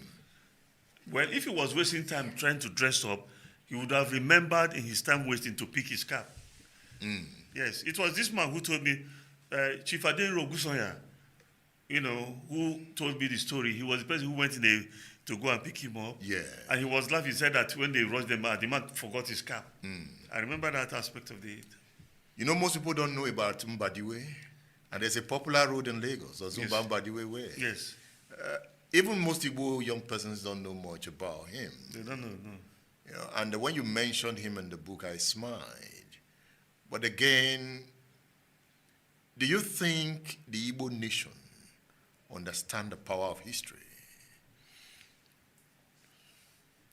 Because it seems history is skewed against them. You see, the Igbo people are a complex people. Answers to questions on them cannot be rendered with yeses and nos. You have to speak like lawyers on the one hand, on the other hand, before you get a proper answer that will be in perspective with the question thrown at you. The Igbo people have a sense of history. Otherwise, they will not be there. It is the history of their forefathers, their resilience, their hard work that made them to survive the Civil War with everything destroyed and with 20 pounds given to each of them, even if you had 20 million in the bank, and they bounced back. If you don't have a sense of purpose, a sense of history, which is a sense of you, a sense of history is a sense of you, your person. If they didn't have it, they couldn't have survived. So they do have it. Of course, you can talk about extraneous issues. If Rochas Okorocha behaved the way he did as governor of Imo State, did he know of Igbo history? If you have people who are prepared to sell off the ethnic group for a plot of land in Abuja, do they know the history of their people? Actually, those are valid questions to ask. But it's not the same thing as saying the people as a people, they have a sense of history. Let's look at the fallout of the coups. Yes. It led to the Civil War. Yes, it did. Before the war, there was massive killing in northern region. Yes. Of persons of Igbo origin. Mm-hmm. Was it a pogrom? Yes, it was genocidal. It was a genocide. I was in Kano. I lived in Kano then. In fact, I even lost my elder brother there. He had one of the best school certificate results in northern Nigeria, Igbo Union Grammar School. They killed him there at 18 years. You see what I mean? So it was genocide. You went killing people all over the place. And nobody has apologized for that up to next tomorrow. Was the military part of the killing? Oh, yes. I wrote it here in this book because General Danjuma became a later-day apologist, saying that under Buhari, the soldiers are attacking and killing people, and people should defend themselves. I reminded him in this book that that was what happened in 1966. Soldiers went to Southern Kano, they call it Operation Wipeout, and killed any Igbo person that they found there that night. They did it May 29, June 29, July 29, September 29. And those who were traveling on the road, they were seizing them and killing them. In fact, Gowan said it, it's quoted in this book. Gowan said the killings of the Igbo people have become unnecessary. It's in the book, he said it. That they should remember that after all, God in his infinite mercy has given back federal power to another northerner. Gowan said it, and Gowan is alive. Gowan, your man, if I can call him, Gowan was the person who said that the basis of unity did not exist in Nigeria. How can Gowan be my man? I've not met him. Okay, so Gowan said he may not be a man, as IRONSI is my man, but Gowan said that there wasn't basis for unity in Nigeria. When he discovered what he had done, he tried to deny it, and they rewrote other things. They forgot that there's something called BBC monitoring. Anything you say for radio or any part of the world, BBC will capture it. Even once you broadcast it, they have it. Then we went there and brought the original of his broadcast. It is still there. For a little fee, they will give it to you. He said there was no basis for unity in Nigeria. So they were ready to break away. That speech was a secession speech. He was going to proclaim the Republic of Northern Nigeria. Who stopped him? Mr. Matthews, the American ambassador, and Cumming Bruce, the British High Commissioner. You know what I did? I went to Kew Garden in London. It was part of the reasons why the book didn't appear originally, because I was looking for that vital information. You have to wait for about 25 years for materials to be declassified for you to have access to it. Then I went to Kew Gardens. I went to the vault of these British parliamentary records. And so the Honorable Minister said, yes, Jack Gowan, another who was going to succeed, and we dissuaded him and told him no, to stay, not to succeed. It's in the book. And he said, I'm just sorry for humankind. I'm sorry for Gowan. When I was chief of staff to Governor P2B, Gowan visited. He was moving around with his Nigeria praise. I was the person who received him. I was the person who put him in the hotel where he stayed. I was with him while he ate, we were chatting and everything. He encouraged me, said he was chief of staff at a much younger age than myself. It's not easy. I should do my best. I thanked him and everything. But there are many things about our society that he should have cleared the air about, but has desisted from doing so. That is why he deserves to. It's good that God gave him longevity. The man is nearly 90 years. He has to come clean on all these matters and tell them what happened. When you say come clean, you want him to write a book? Because there's the Gowon biography written by Eliagu. The Gowon biography written by Eliagu, I read it, I quoted it in this book. He talked about, Gowon biography is his whole life, his 9 years in power and everything. But the ones that are pertinent to IRONSI, where he said that Gowon was the person who crushed the coup. That's a lie. It's not true. And I had to counter him there. State Affairs with Edmond Obilo is live. Bush Radio.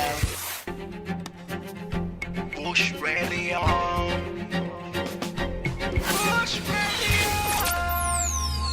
Bush Radio. Bush Radio.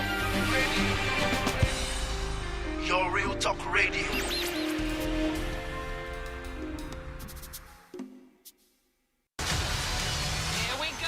State Affairs with Edmond Obilo is live. Stay tuned.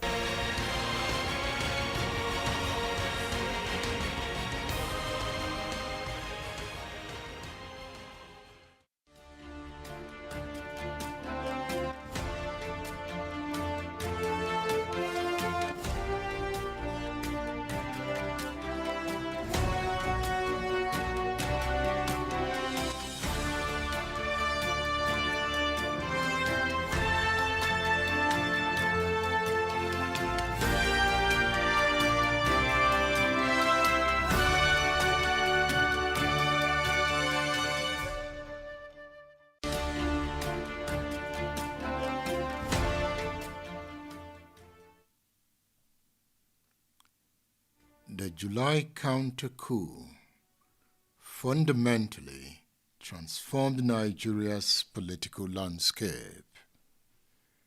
It established northern dominance of the Nigerian army.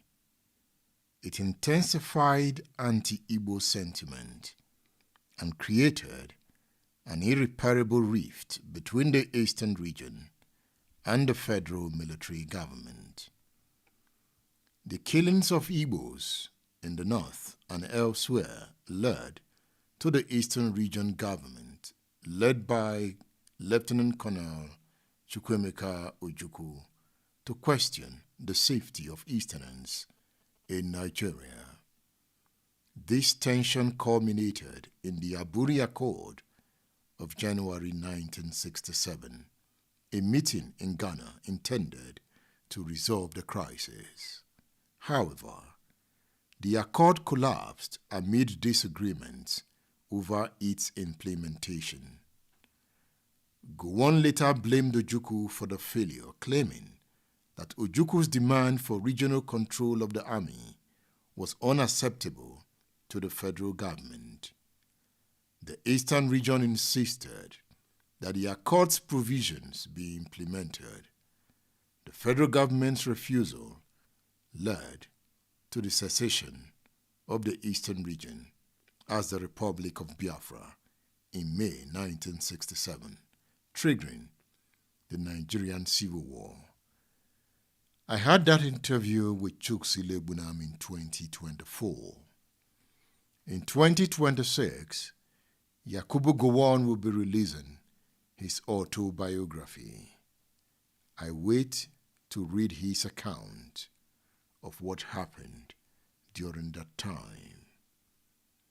If counter-violence is not the cure, then the nation faces a question more agonizing than any other. How does a people stop the violence that begets counter-violence without becoming the very engine of its own destruction? Look now at Nigeria. I mean the Nigeria of today. Criminal elements, armed, mobile, shadowy, move through the forest and farmlands. They call themselves many things, but the nation knows them by the name of an ethnic group, Fulani. They kill, they kidnap, they burn villages. And in response, ethnic militias rise. The thieves raise their guns, the Berom fortify their hills. The Yoruba vigilantes gather, and each side says the same terrible justification. We are only defending ourselves. They struck first. This is July 1966 all over again. Only now, the uniform is not the army uniform. It is now about civilian marauders. And the admonition remains unchanged. The nation that cannot distinguish between the criminal and the king is already lost. When a Fulani bandit kills a thief farmer, the thief farmer's son does not see a criminal. He sees a Fulani. When the thief militia retaliates, burning a Fulani settlement where no bandits live, the Fulani herder's daughter does not see vigilantes. She sees thieves. And in that moment, the actual crime, the original act of banditry, becomes irrelevant. What matters now is identity. What matters now is blood. What matters now is revenge that no one can stop. So, how does a nation break this circle without disarming the innocent? How does it stop the violence that leads to counter-violence? First, the state must reclaim its monopoly on legitimate force. This is not merely a political slogan. It is the very definition of a state. When citizens take up arms because they no longer trust the government to protect them, the state has already failed. But the answer is not to crush the militias with greater violence. That is merely counter-violence by another name. The answer is to outgovern the bandits. It is to deploy competent, ethnically neutral security forces whose loyalty is to the law, not to a region. It is to track criminals by their deeds, not their dialect. It is to invest in intelligence, in rapid response, in rural courts, in roadways that connect isolated communities to the center. The state must become so present, so effective, so just, that the vigilante becomes unnecessary, not because he is suppressed, but because he is obsolete. Second, the nation must criminalize the act, not the identity. This sounds simple, but it is revolutionary in its implications. When a Fulani herdsman commits murder, he must be hunted, arrested, and tried, not because he's a Fulani, but because he's a murderer. When a thief militiaman burns a Fulani home, he must face the same justice. But this requires a judiciary and a police force that have been cleansed of ethnic bias, and that, in turn, requires political courage of a kind that is rare in any nation. It means telling your own ethnic constituency, if our people commit crimes, they will be punished. And it means telling your enemy's constituency, if your people are innocent, they will be protected.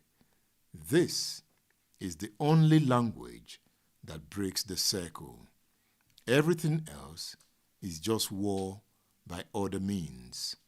Third, and most difficult, the nation must address the ecological and economic roots of violence.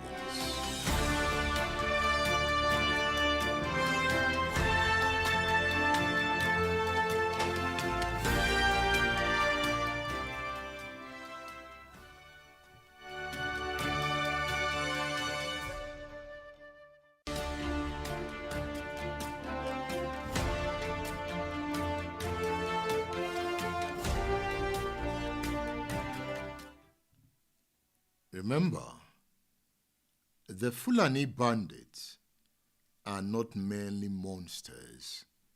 They are men whose traditional grazing routes have been blocked by farms, whose cattle have been stolen by climate change and land grabs, whose youths have been radicalized by poverty and neglect. This does not excuse their crimes. Nothing excuses kidnapping and murder. But to fight only the symptom while ignoring the disease is to guarantee that new bandits will rise as fast as old ones fall. The Nigerian state must invest in ranching, provide alternative livelihoods, and build trust across the herder-farmer divide. This is slow work. It is unglamorous work.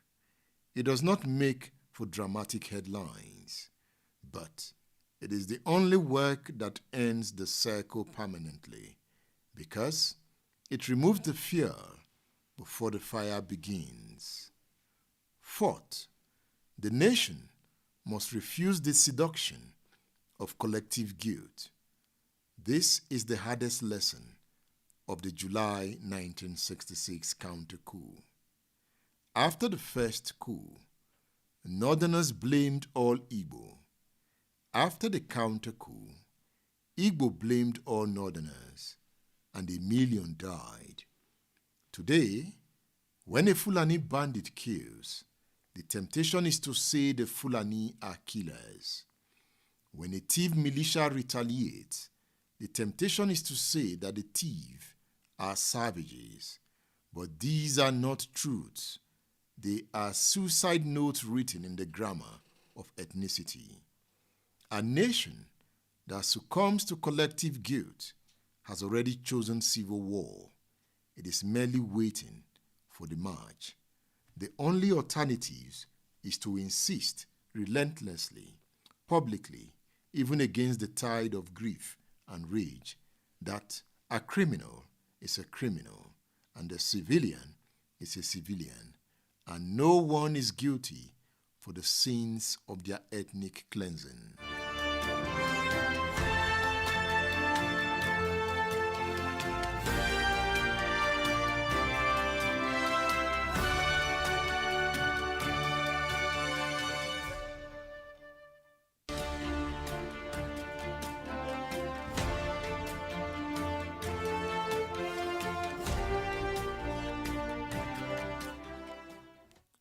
Finally, the Nigerian state must learn to distinguish between defense and vengeance.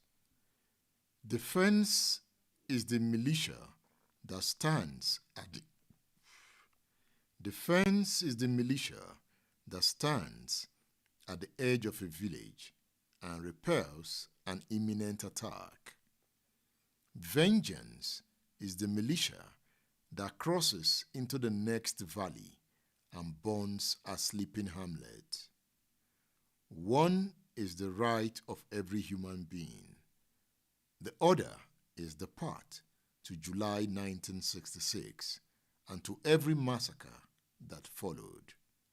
The Nigerian state must defend the first while prosecuting the second, and communities must learn to demand protection without demanding blood. Take note, you cannot stop the circle of violence by choosing a side within it. You can only stop it by stepping outside of it, by refusing to let the criminal define your enemy, by insisting that justice is blind to ethnicity, and by building a state so strong in its fairness that no citizen feels the need to become a vigilante. This is harder than revenge. It is slower than rage. It requires patience, trust, and a kind of moral courage that is rare in any generation. But the alternative is not victory. The alternative is an endless July, month after month, year after year. Each counter-violence better the next, until Nigeria becomes not a nation, but a graveyard of good intentions, and the only symbol that reads, "They struck first, so we struck back. They struck first, so we struck back. And then we all died." Break the chain, not with a bigger gun, but with a better nation. Thank you for being with me on this edition of State Affairs. I'll be back again soon.